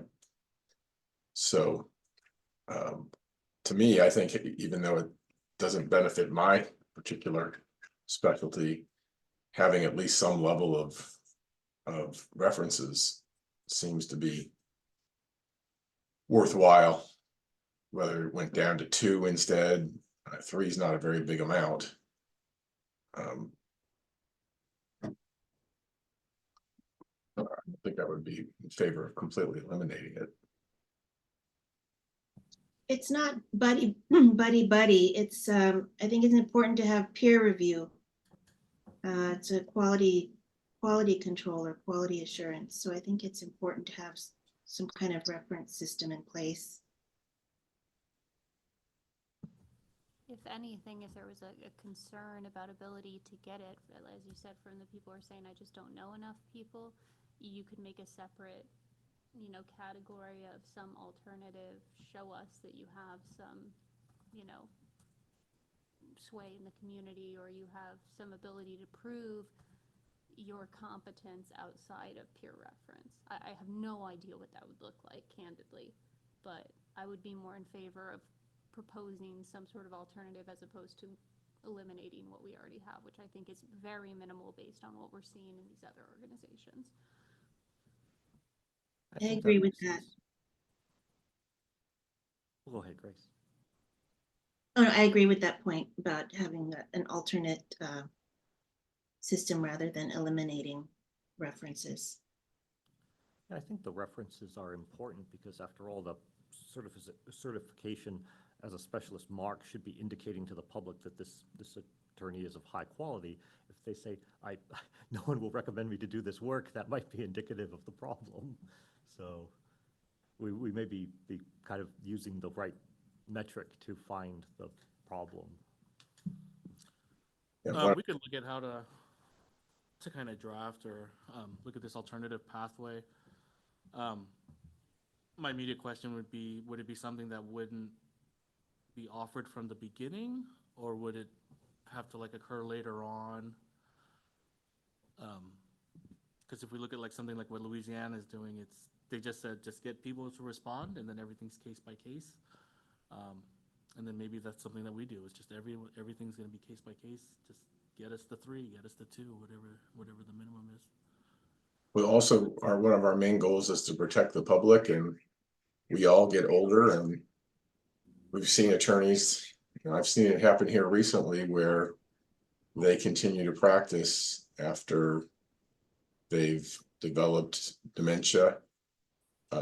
And, you know, were at one time excellent attorneys, and on a recertification, you might get, you know, a judge or an attorney who would say, this attorney used to be a phenomenal attorney, but his cognitive abilities have dropped off markedly. I can't recommend him for continued, you know, to continue as a specialist as in his field. Has that been added to the rules of professional conduct, or is that still in the stages? So, because I know that there was some sort of opinion that came out on that recently regarding attorney competence like that. I don't know. I would imagine that's within a different unit and board. Yeah. Yeah, not directly us. Yeah, but I can look into it. I think it's interesting because if that is the reason that we're seeing these lower levels of references, especially at the higher age groups, it gives me more confidence that it's not something that we need to eliminate. And then I think I'll just note that, so we do work with our Office of Chief Trial Counsel, especially as it relates to like discipline. So if I can think of at least one instance where we did receive such a bad reference that I told them, like, file a complaint with the OCTC, because within our unit we don't have like an investigative staff. There's nothing within us or within our power to be able to do that. So we do rely heavily on the work and partnership with our Office of Chief Trial Counsel. So I would imagine, yeah, if like something came back so negatively, it would already have been reported to our OCTC. So it's not something that, even if it went away, it didn't really go away because we still have those complaints with attorneys. Yeah.